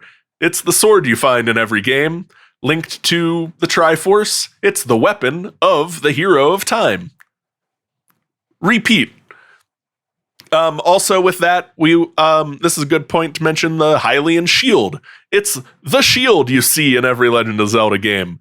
It's got the Hylian seal on it, the Triforce with wings that every 12 to 21-year-old male was issued with a pair of khaki cargo shorts during the first Obama administration. That is true. That's the symbol on the shield. There you go. Moving through, we have Zelda, our damsel in distress of the franchise. She's highly in royalty, except for that one time where she wasn't. She's descended from the goddess Hylia, except for that one time where she wasn't, where we're going to talk about it. It's later revealed that the first Zelda is not descended from the goddess Hylia because she's the first incarnation of the goddess Hylia. Mm-hmm. Initially introduced as your standard damsel in distress, you got to go save her for the first few games. She eventually becomes a character with a bit more agency, taking a more active role in her rescue, starting in Ocarina of Time, leading to her like actively helping you fight Ganondorf in that final battle in Wind Waker and Twilight Princess, I think are the 2 big ones where she like actively gets into combat with Ganondorf. Wind Waker, she has to fire the arrows of light, the only thing that can hurt Ganondorf. She has to fire them at you for you to reflect them off your mirror shield at Ganondorf. Oh, yeah. Super great boss fight. So that you can plunge your sword into his skull. So you can plunge your sword into his stupid face. I think that the reveal in Ocarina of Time of her being like chic and running around is so good. The reveal of her being chic in Ocarina of Time, the reveal that Tetra, the pirate queen, is actually Zelda in Wind Waker is also a very good reveal. I feel like by the time Wind Waker rolled around, we met Tetra. We're like, I bet you're Zelda. I bet this is Zelda. Hey, you can tell me if you're Zelda. Zelda is connected to the Triforce of Wisdom. Link gets courage, Zelda gets wisdom, and that moves us on to our third person connected to the Triforce, Ganon and/or Ganondorf, depending on what game we're talking about. They're the same guy. Ganondorf is our frequent villain of the series. He has been sidelined for a few games, like the Four Swords games, Link's Awakening. There's another one that I'm not Skyward Sword, remembering. He's not Sword, he's not Ganondorf yet. He's not anything. He's it's Demise. It's Demise, which will I never understood is we'll get to there. it. We'll get to it. Ganon is a literal demon. Also known as the Demon King, the Prince of Darkness, the Great King of Evil, the Dark Beast. He's got a few monikers. Ganon is the giant pig demon looking one complete with like snout, nose, and tusks. Ganondorf is just the human form of Ganon. Ganondorf Dragmire, his full Christian name, I found out today. Awesome. Thank you, Todd. Ganondorf is always depicted as the leader of the Gerudo. Gerudo. And Gerudo. Yeah, I always said Gerudo. Gerudo. You're right. I'm wrong. I have struggled with that pronunciation throughout the entire creation of this text. Things that you never have to say out loud. Yes. Yep. Gerudo. You only say Gerudo if you're pronouncing Gerudo Valley, as Yeah. in the song that slaps. The song that slaps. He's always depicted as the leader of the Gerudo and is always a powerful sorcerer or warlock.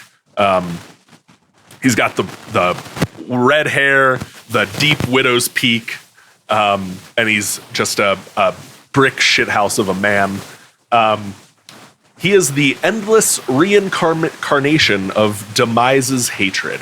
Demise being the big bad of Skyward Sword. We'll talk about it.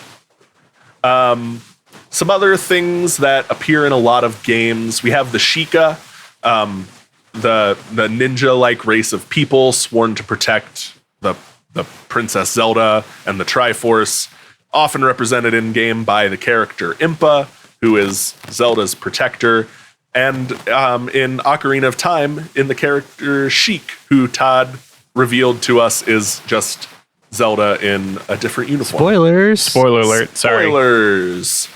My fun story with that specific Ocarina of Time spoiler is I had that spoiled to me before I knew anything else about the series through a like Nintendo Power write-in question. Someone asked like with some coded language. Yeah. I guess like why do Zelda and Sheik have different colored eyes? Their eye color. And Nintendo Power answered back like, "Hey, spoilers, but shut up." Like, if you need to tell yourself that. Yeah, they said basically like if you need to tell yourself they use like color changing contact lenses or magic to do that, that's how. Shut up. Don't spoil them for anyone else. I super remember reading that. That's really funny. In a lot of games, first introduced in A Link to the Past, we have the Kokori, the quote-unquote children of the forest. Sometimes children, sometimes little stump men. Sometimes little stump men. Depends on the game. Like. The lore here is that they were originally Hylian, but chose to live closer to nature when Hylia began to industrialize more. So they stayed small and childlike and elfin. We also have we have the Gorons. These are like the mountain people or the rock people. They look like giant potato people with arms and legs. They sure do. They eat rocks. They eat rocks. The noises they make are if the thwomps ended with a question mark and was way softer. That's the noise they make. Pretty good. Yeah, they're mountain people. These are always, you find them in the lava level of the game every time. They live in mountains. They have close ties to the Hylian royal family. They kind of serve as a foil to the Gerudo, where like the Gerudo are all female. Don't eat rocks. Don't eat rocks. Don't eat The Gerudo are all female until like Ganondorf shows up every once in a while. The Gorons have almost no like distinguishing characteristics to tell if there's any female Gorons. So I think the Gorons are asexual. the I'd buy it.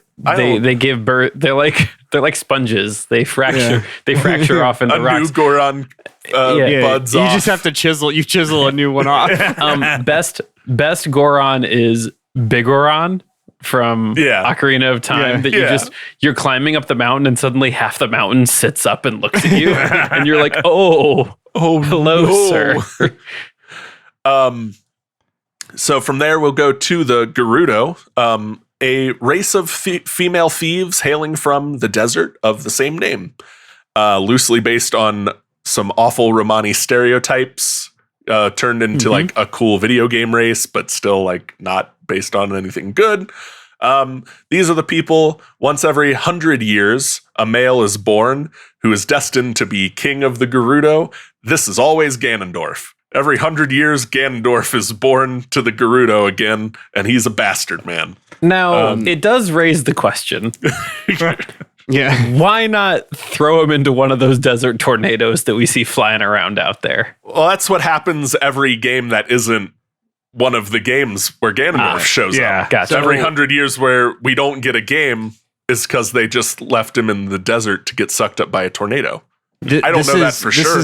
No, this is a good reason to play Tears of the Kingdom. So Tears of the Kingdom like tries to relitigate that. Oh, okay. Because it goes a lot into Ganondorf as a character and kind of like dives in on Ganondorf as a leader of the Gerudo and a warmonger. And like these are basically like fledgling tribes that are all like struggling to survive in the desert. And here's this guy coming in is like, no, we're gonna band together and take our land back. Like it's that kind of thing. Yeah, it's really cool. I mean, Tears of the Kingdom is a really good game to play, but it's also cool to see how they recontextualize a lot of the like older storytelling. Sure. Yeah. Well, because the last time they showed that was Ocarina of Time, where it's just a footnote that like and then 5 seconds, and then Ganondorf returned. So somehow Ganondorf returned. Yeah. Moving on, we have the Zora. They're our water race. They've changed appearance most over the course of the series, but most often appear as humanoid people with biggest glow up fish things. Yep. I just like go from the Link to the Past where they are just like Sahagin to them being like Prince Zidon, who everybody's to being like sexy fish people. to being Sexy sexy fishmen, Prince Zidon. Yeah. They tested the waters with that on, a little bit in Ocarina of Time, I guess. But I was going to say Majora's Mask was the big one where they're like, look how sexy the Zora could be. Yeah. And we never looked back. Ocarina of Time and Majora's Mask are like the midpoint in that transformation. But they were originally enemies in the original games. I think that like there is a water monster that is technically the Zora in the first Legend of Zelda game. And again, we get to Breath of the Wild, Tears of the Kingdom, where we have sexy fish people. Link's boning down on him. Yeah, Link's man. boning down. Yeah. Yeah. Yeah. Loosely based on Atlantis, because of course it is. Sure. Why wouldn't it be? And then the last one I have here, just because I can't do a Legend of Zelda flavor text without mentioning Tingle. My man Tingle. He shows up in most of the early games until we hit Twilight Princess, I think, and then even then he's like referenced by another character. Sorry, real quick. Is he in Ocarina? No, his first one is Majora's. I think his first one is Majora. Okay. Well, no, but that's what I'm saying. Like, there's obviously, you talked about a shit ton of Zelda games. I just kind of had like a Benjamin Button moment where you said like the older ones, and I had to go and look, and seeing that Ocarina of Time, the last game he wasn't in, or the game that happened before the first one he was in, was the 5th game out. Yeah. And that is my mistake, because I thought he was in A Link to the Past somewhere too, but that's just my memory not working. I think you're right. So Tingle is a representation. He's a weird little guy. He's a weird little freak.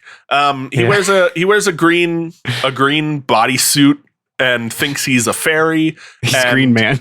And has a catchphrase that's Kulu Limpa, which is based on like the Japanese, like what the Japanese equivalent basically of like circling your ear and going cuckoo cuckoo is. Like he's a crazy person. Is that what that is? Awesome. That is what that is. That's funny. Because you had to shoot him out of the sky to talk to him, and he didn't appreciate it. He's crazy. He's a crazy person. he has his own game on the DS. It's called Freshly Picked Tingle's Rosy Rupee Land. I don't know anything about it. I'm not going to talk about it unless someone explicitly pays us $60 to make me talk about it. But it is explained there that Tingle is not just one man, but a state of being, a curse that can befall anyone. Tingle is a mantle. It's the game. It's like a silly depiction of someone with like a harmless mental illness in game. It's no like one cared who he was till he put on the hat, Kyle. Exactly. It's someone breaks from society, says I'm a fairy, and everyone else just kind of is like, yeah, sure, man. Like, you either die a hero or live long enough to see yourself become a Tingle. Yeah. So with that, we're going to take a quick break. We're going to come back, and I'm going to go through the timeline, which, if you don't know, all these games happen. Not even all of them happen separately. Some of them are direct sequels to others. Some of them then happen hundreds or thousands of years separate from the next one to it. This led for a long time for fans to theorize about what order the games happen in, until Twilight Princess. I think the lead up to Twilight Princess, Nintendo finally put out a like art book celebrating the series to that point and said, here is the order the games that have come out happen in. And then with that firm timeline in place, it hasn't been hard to add the other games to the timeline. We're going to talk about it after this break.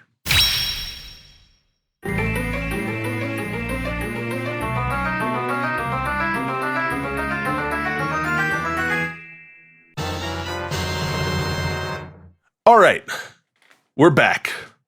The Legend of Zelda timeline is our topic, but to talk properly about the timeline, I have to talk about the first game chronologically in the series, which is Skyward Sword.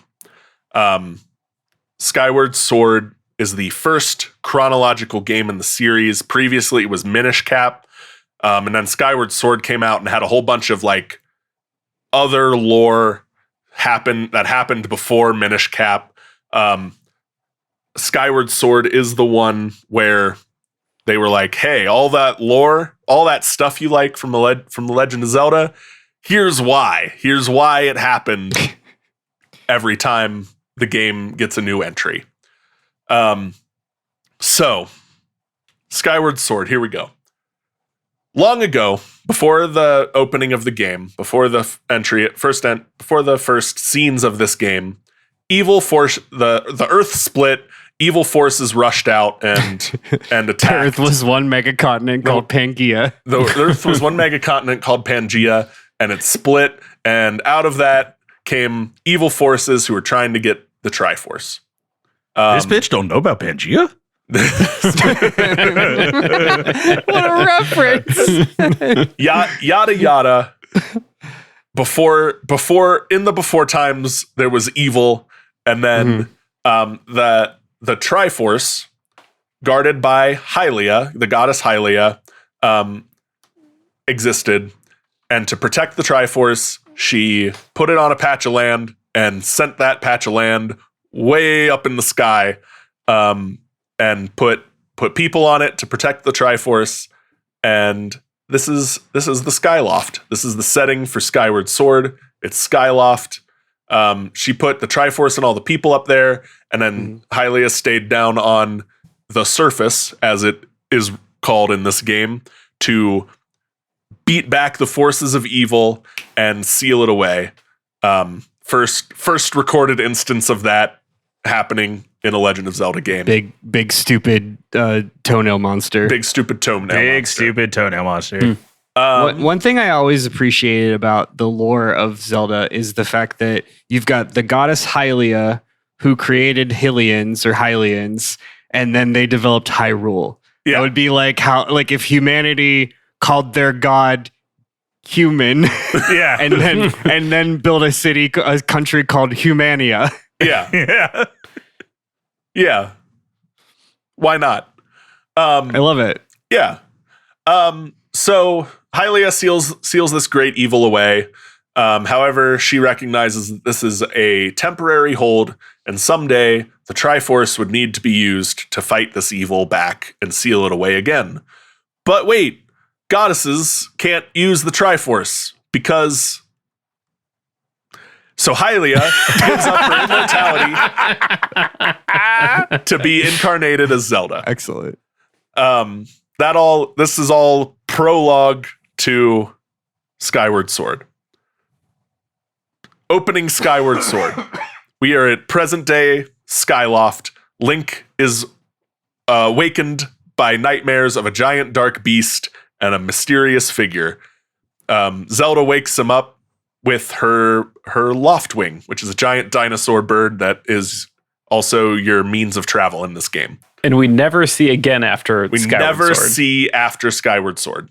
Cool. Zelda's Loftwing wakes you up with a message to meet her at the statue of the goddess for the annual wing ceremony.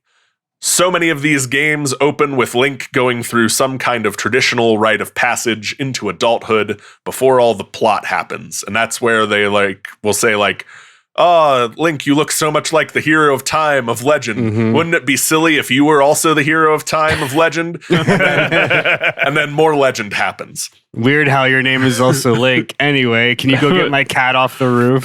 Yeah. Link successfully completes the wing ceremony and gets his own what was the bird called? Loftwing. A Loftwing. And is celebrating with Zelda flying around Skyloft when Zelda is sucked into a black tornado that appears out of nowhere. Link is also knocked out by this tornado, and while he's knocked out, has dreams of Zelda being eaten by that same dark beast from his earlier nightmare. He is called by a mysterious force in the dream to go to the goddess statue, so when he wakes up, he does that, and he meets the spirit Fee. The spirit Fee who lives in the sword held by the statue and is your kind of navigational companion of the game and is much more annoying than any other navigational companion we have had a lot. before this series. Can I ask Fee- a question real quick? Yeah. So, Navi, short for navigation. Yeah. Did we get anything for fee? Not that I happened upon through this. It's God-given Process? name is Fiona. I don't feel know. like there was a reason that Yeah, it's like was given. figment of the Master Sword or something. Yeah, Gotcha. something that was told to us when this game was released that I forgot because it wasn't nearly as cool as fairy navigation system. could be could be derived from the Latin word fidelis for faithful or loyal. Yeah, great. Who's to say? Sure. So Fee tells Link that he needs to go save Zelda, and he grabs the sword, and after a brief Wii Motion Plus tutorial, Link gets the traditional Skyloft Knight's uniform, which all happens to be a green tunic and long green You cap. have to do this to fly. Yeah. You have to lift your arm up and down over and over again just to move in the sky to travel. It sucks. Andrew liked Skyward Sword a lot, you guys. So Link gets his uniform that he gets every game, and then he leaps off the Skyloft to the surface to go save Zelda. Yada yada, a whole bunch of adventuring happens, and Link eventually comes to the Skyview Temple, where he encounters Giram, our little bad of this game, our henchman of the big bad, who claims responsibility for the Zelda stealing tornado and challenges Link to a fight. Link beats him, and Giram does but your princess is in another castle, and escapes. Zelda's not here anymore. More adventuring brings Link to the Gate of Time, and Zelda is behind the Gate of Time. Hooray! Yay. Giram interlopes again and Oh no. And attacks Zelda. So you enter the room where the Gate of Time is, and you're like, Zelda, she's here. And then Giram immediately shows up, puts up like a force barrier so you can't get to her, and attacks Zelda. But Impa is also there, and they fight, and the barrier fades just in time for Giram to escape, taking Zelda with him, but not before she gives Link the Goddess Harp, which is the Ocarina of Time, but for this game. Yeah, and you need a an harp. instrument. Yeah, need gotta an have an instrument. instrument. Yeah. She sends Link on a quest to collect a whole bunch of songs, starting with the Ballad of the Goddess, which, as Andrew said earlier, is Zelda's Lullaby backwards. Which It's is our a lot main- of fun. It's Yeah, a lot of very cool. fun. Zelda's Lullaby puts Zelda to sleep. Ballad of the Goddess, the thematic connection here, they said, like, awakens Zelda into her role as Zelda. Yeah. So Link adventures some more and collects 3 songs based on the 3 pieces of the Triforce. It's like Din's Song of Power, etc., etc. And he fights Giram again and returns to the Gate of Time with a Master Sword that he also picked up through that adventuring. And he activates the gate and is transported through time to, quote unquote, the distant past, arriving shortly after Demise's demise. Nice. So he arrives like right at the end of that prologue I set up where Hylia wins, seals him away. Hylia's just sealed Demise up and sent Skyloft skyward. Link meets Zelda here, present Zelda here in the past, because she was kidnapped and taken there by Giram, who reveals her true nature as Hylia incarnate and spells out that whole prologue I explained at the beginning of this section to Link here now in game. So like this happens mid game, but it's all that stuff that happened before the game started. She also at this time blesses the Master Sword with the power of the goddess, making it the true Master Sword. It's a stronger sword before falling into a Zelda sleep for 1,000 years to keep Demise sealed away. You know, like an Odin sleep, but it's Zelda. So It's a Zelda sleep. Yeah. Yeah. She has to sleep. She specifically says, I have to sleep for 1,000 years now to keep Demise sealed away. I have to take my Zelda nap. She has to take her Zelda nap. So she stays there in the past and sleeps for 1,000 years. Link gets sent back to the present and does more collecting. He collects more things. He collects all the things. In fact, before returning to where Zelda is sleeping, where he fights Giram again, this wakes her up. And with Giram now defeated and Zelda awake, they're ready to fight. And with Link having collected all the things, they are ready to fight Demise, our big bad of the game, who for some reason has spiky red hair and a giant deep widow's peak. Might be relevant later. Except Giram pops up after being defeated and ambushes both of them again, kidnaps Zelda again, and goes through the Gate of Time, but not before revealing his plan to resurrect Demise in the past so that Skyloft is never created or something. Okay. Yeah. Giram begins. So Giram takes Zelda to where Demise is sealed in the past and begins to drain Zelda of her soul to give it to Demise to wake him up. But is interrupted by Link, because that's the game. Link and Giram fight. Giram takes his true form, which is a different sword spirit, like Fi. He's the evil Fi. Mm-hmm. He tries to throw Link off the edge of the Skyloft, but doesn't. Link escapes and does hero things and fights Spirit Giram one last time, defeating him once and for all. Spirit Giram's my favorite type of gum these days. For all, Matt. he's dead. He's finally dead. Except that was all just a diversion to buy time for Demise to finish absorbing Zelda's soul.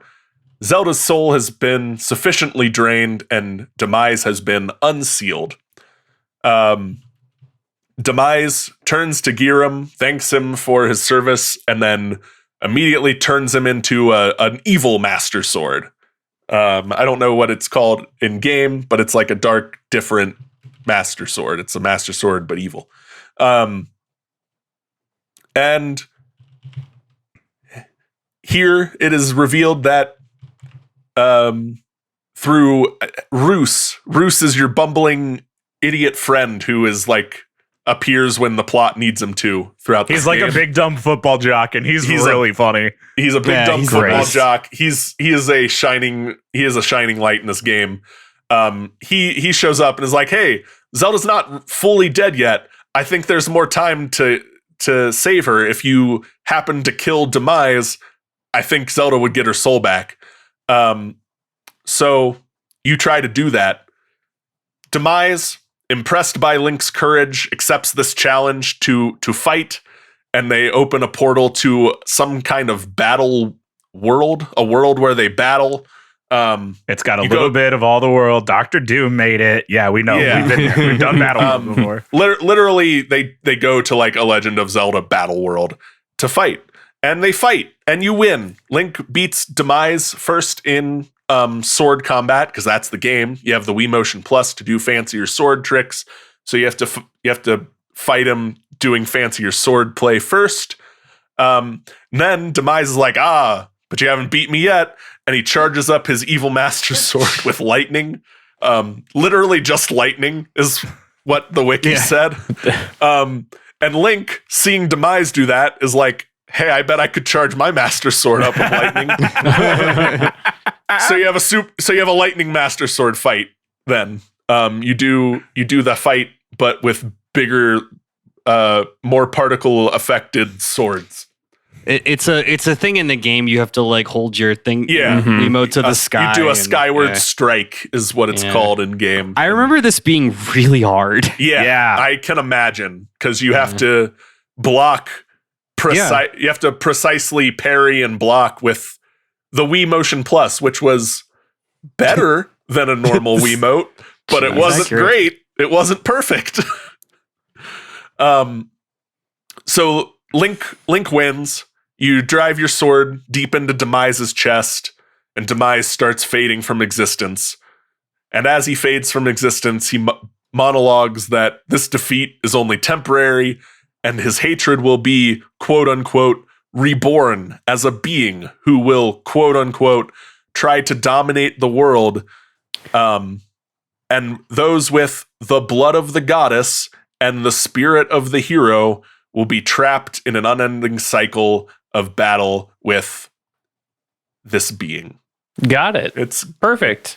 Setting up the rest of the franchise. It's Ganondorf locked in eternal battle with Zelda and Link.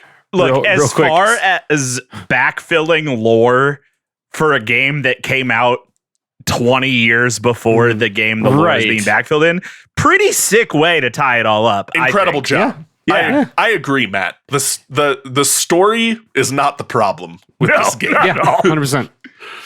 I do love that your point of setting up the story for this franchise in the 13th game in the franchise, setting up the story for the franchise.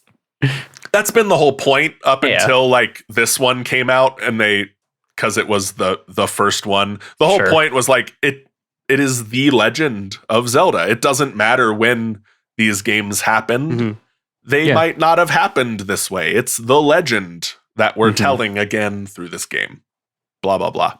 I like that. That he monologue ends. Link absorbs him into the Master Sword. Just oh no! He's in the Master Sword now, sealed away forever. Link and Zelda return to the Temple of Hylia. Link puts the sword into a pedestal, Excalibur, Sword in the Stone style. His quest complete. Impa is there. She's been there the whole game, but like it matters here because this is where the game sets up the Sheikah for the rest of the franchise. Is like, me and all my descendants are gonna swear an oath to protect the princess for the rest of time. We get an epilogue where Link and Zelda jump off the Skyloft to go live on the surface. The heavy implication here is they birth the first Hylians and create Hyrule. Neat. That is the template for the story for most of these games, with deviations here and there, but you are most of the time collecting a forest, fire, and water element connected to those three gods. Then you have to go find find the way to find the Triforce, and then find the Triforce. All the while, some idiot keeps showing up to make your job harder and being a nuisance. He obtains the ultimate power he seeks, but oh wait, there's a bigger bad who is using that idiot for their own nefarious purposes, and there's a bigger bad that you fight at the very end. Mm-hmm. Yeah. There's always a Necron at the end of the chain. Yes. Yeah. So this is the first game chronologically in the series of games. This is then followed by, where'd my list go? Minish Cap. The Minish Cap is the next game. If the diagram on Reddit has taught me anything. Yeah. Minish Cap is next. Four Swords is a direct sequel to the Minish Cap. I'm not going to talk about those stories because You fight a big eyeball, right? You fight a big eyeball. You're going to be more specific, Andrew. The villain is not Ganon or Ganondorf in these. It's Vati, who's an evil wizard. It doesn't matter. You do the same things. You solve dungeons. You get items to unlock your path to the big bad. There's something so simple about the Zelda gameplay loop being like, find the door, get the key, open the door, next door. Find the door, get the key, open the door, next turn the door. page, wash your hands. By the time you get to the fourth door, though, you need the hook shot to open that door. It's find the door. Well, he said key. Yeah, find exactly. the door, You're fair. find You the know key, what? That's fair. That's fair. Get the item, fight the big bad. Yeah. So after Four Swords is when Ocarina of Time hits the timeline. This is where our timeline splits, and why the timeline theory was such a hot topic of discussion for so long is because Ocarina of Time has three potential diverging story points here. So let me walk through the Ocarina of Time timeline or story until we hit that divergent point where we'll split off. So Ocarina of Time starts with Link is awakened by a vision of Princess Zelda fleeing a mysterious man on horseback. Fans of the series will know this is Ganondorf. They're not subtle about it. They're not subtle. It's fully rendered Ganondorf. We just haven't learned his name yet. Yeah, he might as well be twirling a mustache. Yeah. Link lives among the Kokori, but has never really fit in. All the Kokori are given a fairy companion by the Great Deku Tree, except for Link. Until now, the Great Deku Tree sends Navi to Link to tell him to go talk to the Great Deku Tree. The Great Deku Tree, literally, is a giant sentient tree with a face on it. It's a chaotic or a lawful good wispy woods. We've talked about this. Lawful good wispy woods. Yes. Mm-hmm. Link goes to the Deku Tree. Deku Tree tells him, hey, this mysterious man on horseback came and tried to take my thing and put a curse on me. Won't you save me from this curse? And you do that. You go in, you fight a boss, save the tree from the curse. You come out, the Great Deku Tree gives you the Kokori's Emerald, your first MacGuffin of the game, tells you, go meet Zelda, save Hyrule, and then promptly dies. So you do that. You sneak through Hyrule Castle to go meet Zelda. Zelda gives you, I have the titular instrument here, the Ocarina of Time. That doesn't happen yet. You get an ocarina from Zelda. So you can start collecting songs and playing them for other people, which does things in game. But it's just like one of those boring ocarinas you get at the Ren Fair. It's not just like a normal Ren Fair Ocarina.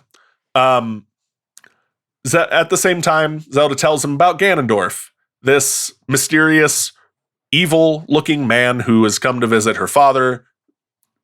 She thinks is going to try and conquer Hyrule to subjugate its citizens. Typical big bad stuff. Link sets out to stop this from happening. He collects 2 more spiritual stones from the fire and water levels of the game, respectively. He returns to Hyrule Castle to discover it's been attacked by Ganondorf, who's trying to steal Zelda, the Ocarina of Time, probably killed the king, although that's not explicitly stated in the text of the game. But he's trying to steal Zelda and the Ocarina of Time. Zelda escapes. And she tosses the Ocarina of Time into the castle's moat to be later recovered by Link. Link does that, gets the Ocarina of Time. When he retrieves it, he has a vision of Zelda telling him to go to the Temple of Time and to play the Song of Time there. Not a lot of mystery in this franchise either. You do some adventuring. You learn the Song of Time, you go to the Temple of Time and play it, and that opens up a path to the Master Sword, having deemed Link worthy to wield it. But when Link picks the sword up, it seals him in the Sacred Realm, and Ganondorf emerges. Having followed Link, Link is sealed in the Sacred Realm, can't escape, and Ganon has to stand there and listen to Ganondorf mock him for having led him to the Triforce and then immediately getting sealed away, unable to do anything about it. This is where our timeline splits. So the game moves forward 7 years. We get adult Link, and we find it happened. Ganondorf conquered Hyrule. Everyone is miserable. Everything's terrible. You have to save Hyrule from Ganondorf. You got to find your 8 best friends whose spirits are trapped in color-coded coins. Yes. From there, so that is one timeline. Ganondorf wins. The hero is defeated. We then have, by playing the rest of the game, create 2 more timelines. Where Link is victorious. We have then victorious Link child timeline, victorious Link adult timeline. So we have our three timelines at this point. If our memory serves, it's because at the end of Ocarina of Time, Zelda sends adult Link back to the past to live the life that he missed, or live the 7 years that he missed. So there's like, where it splits off is like, there's the timeline where like Link is gone, and then there's the timeline where Link exists. Yes. Okay. So there's Link is gone, bad. Link is gone. No, Link is gone. No, that's the Wind Waker one. So it's like, Ocarina of Time. There's 2 Link is gone ones. Link is gone, bad. Yeah. Where Ganondorf wins. Mm-hmm. Then there's Link returns, defeats Ganondorf, and then is gone from that timeline. Okay. And then there is Link returns, defeats Ganondorf, returns to his child age, and continues from there. Those are our 3 splits. Just like how old Captain America let 9/11 happen after Endgame. Yeah, exactly. Yeah. It's a Nexus event, Matt. It had the sigh that Todd had as soon as I opened my mouth. He was like, I know where this is going. Well, it's because I just shared with Cal and Matt the other day. There's an image of the Fantastic Four poster that shows the One World Trade Center. And someone had shared, like, they weren't able to stop it, which is something. So, in our 3 timelines, so we'll start with the hero is defeated timeline. Link is gone, Ganondorf wins, the timeline continues and is bad. This has the most games in it. The most entries here happen in this timeline, which the next one is A Link to the Past, and Link's Awakening, which is a direct sequel to A Link to the Past. And then we have Oracle of Seasons slash Ages, which that is the order you should play those in if you ever do play them. The recommended order is Seasons and then Ages. A Link Between Worlds happens after that. We have Triforce Heroes, Echoes of Wisdom, Zelda 1 and Zelda 2 round out our bad timeline. I love that the end of the bad timeline is Zelda 2. That's awesome. Yep, feels right. So from our hero, Link wins, returns to being a child, lives the rest of his life out as a child. We have Majora's Mask, Twilight Princess, and Four Swords Adventure. Majora's Mask is a direct sequel, happens, I think, moments after Link is returned to a child. God, what a nightmare. And then Twilight Princess and Four Swords Adventures both happen later in that timeline. Yeah. And Majora's Mask, honestly, one of the scariest games, both in execution and concept of all games. Yeah. My favorite thing about Majora's Mask is the headcanon that so Link is a Kokori, is told that when he goes into the Lost Woods without a fairy, he's going to turn into a Skull Kid. So there's a theory that the entirety of Majora's Mask is Link slowly coming to terms with the fact that he is going to die as a Skull Kid. And in Twilight Princess, it is all but confirmed that the trainer that you have is like this like skeleton. It is the Ocarina of Time child Link who turned into a skeleton because they didn't have a fairy in the Lost Woods slowly over time. Yeah. Very, very God, cool. Nightmare shit for young Link. Yeah, like, man. Hero successful young path, not suggested optimal path. Not great. No.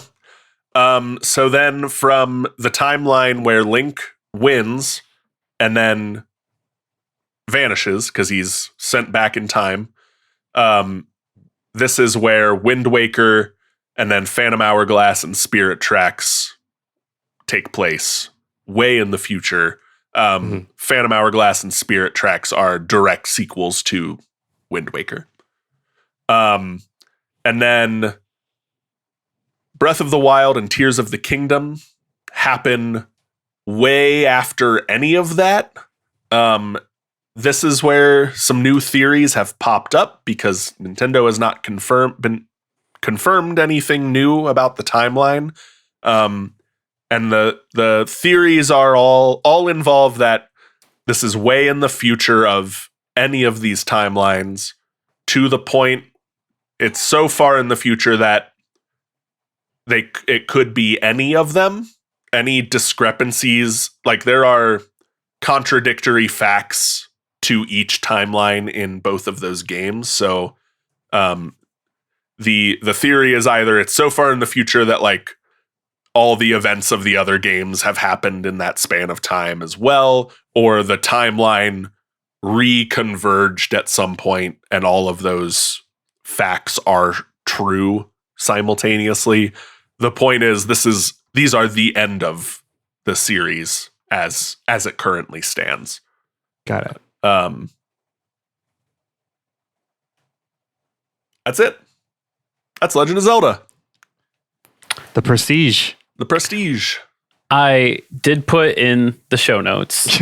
You sure did. So there was speculation before the official one came out of Here's Where the Games Land, and someone created a branching timeline that was Tingle gets the Triforce, and that is where the Zelda CDI trilogy games live. Good. And that's really funny to me. That's fun. I like Ganon is revived. Ganon gets the Triforce and makes everyone stupid. Yeah. Ganon and his minions have seized the Isle of Korodai. The old man, parentheses, God, destroys the world because he ended the story. Yeah, it's definitely Well said. someone's Tumblr post leaked out a bit. Yeah. Tingle's balloon trip of love. Yeah, none of those are real, man. A real DS game Oh no. that I am looking at. Never mind. I thought that was all fake. That's bananas. Yeah. Any last thoughts? Anything you want to share from the series that you didn't have a better chance to interject? I liked this a lot. I mean, this is one of the few flavor texts where I think we all had a pretty good grasp on what we were getting into, and I think that's always fun to like revisit like greatest hits of the things you love. I said at the top of the recording, I played like 4 of these games, and that's being generous. Like I played Ocarina of Time, Majora's Mask, and Wind Waker, and then chunks of enough other games to maybe count for a 4th one. And so I really did like hearing a bit about what happened in those games. I don't know if I've shared this with you guys, but a pivotal like developmental thing for me was I never got to fight Ganon in Ocarina of Time because my game cartridge like seized out. Oh. Yeah, like there was a chip on like, because if you look at the bottom of an N64 cartridge, you can see like the metal cartridge pieces. The connection pins, yeah. The connection pins, yeah. One of them like flaked off. Literally in like... That's the part that had Ganon on it. That's the part that had Ganon on it, yeah. And so literally as I crossed the bridge and got into his tower, the next time I turned it on, I couldn't play it. So always like thinking fondly about these games. I played the hell out of Majora's Mask.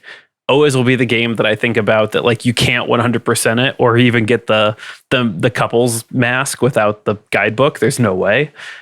And I just really liked hearing this. It's fun. Zelda's a cool game, and I should probably play the new ones.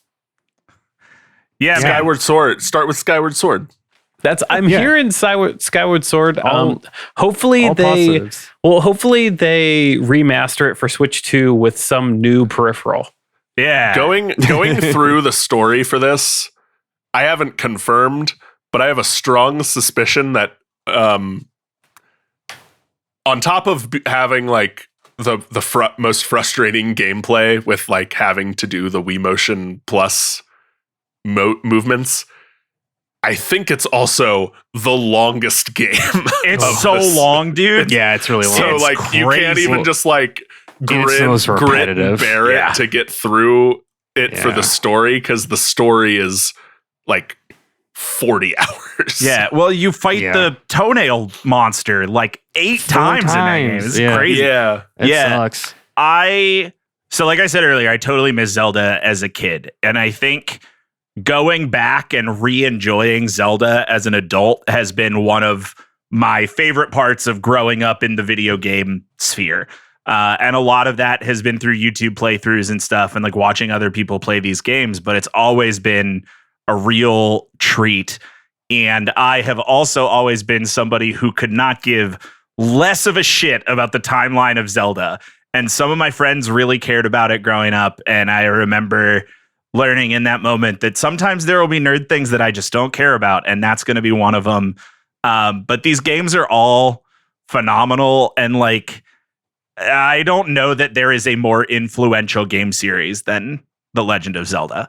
I would be really hard pressed to think of. I mean, like, you could make the argument for Mario, sure, but I think The Legend of Zelda has maybe done more for the medium of video games than anything else, and by a pretty wide margin. And I just think it's awesome. It's kind of, I think it's kind of apples and oranges. In like, there's so many mascot games that Mario spawned. Yeah. And then so much of like what we think of as gaming today from Zelda. And like, that sounds diminishing of like Mario's influence, but like those mascot games were a huge part of gaming until the PlayStation came on the scene. Yeah. I mean, I love Zelda. Awesome job. This was really fun. I want to experience Matt experiencing Link to the Past for the first time.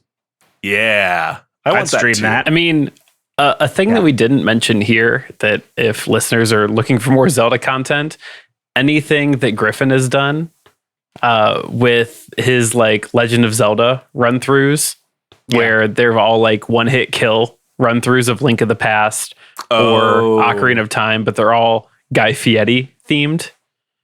Some of the best ways to consume this content. Those are also randomizers too, which is what Matt brought up earlier. Yeah, they're very fun to watch. Highly recommend. Yeah. Highly and recommend. Hey. All right. On that note, thank you all for joining us on Debate This. You can follow along on our Patreon, patreon.com/debatethiscast, or on our website, debatethiscast.com. I didn't put our closing in these show notes, and I thought I could wing it, and someone caught up. It's with down me. there. Keep going. Down there. It's down there. We are not on Facebook or Instagram.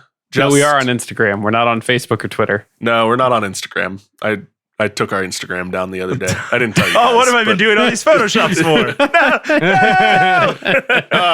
Yeah, we are on Instagram at Debate This Cast, patreon.com/Debate This Cast, or debatethiscast.com.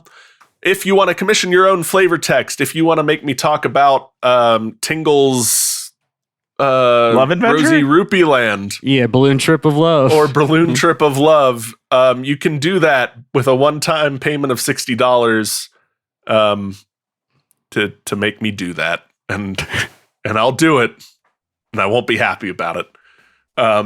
Until next time, I'm Kyle Harper. I'm Todd. Switch to Zelda will have a companion character that's the camera, but his name is like Camera Thomas. I'm Matt. Brain chemicals that get Gerudo excited. Call that Ganondorphins. Cole. And I'm Andrew. Tinkle, tinkle, kulu, limpa, doopity doo. I've got a perfect block pushing puzzle for you, Henderson. And we're saying thanks for debating with us. And if you think we're wrong, you can come fight us behind the swing sets and nerds.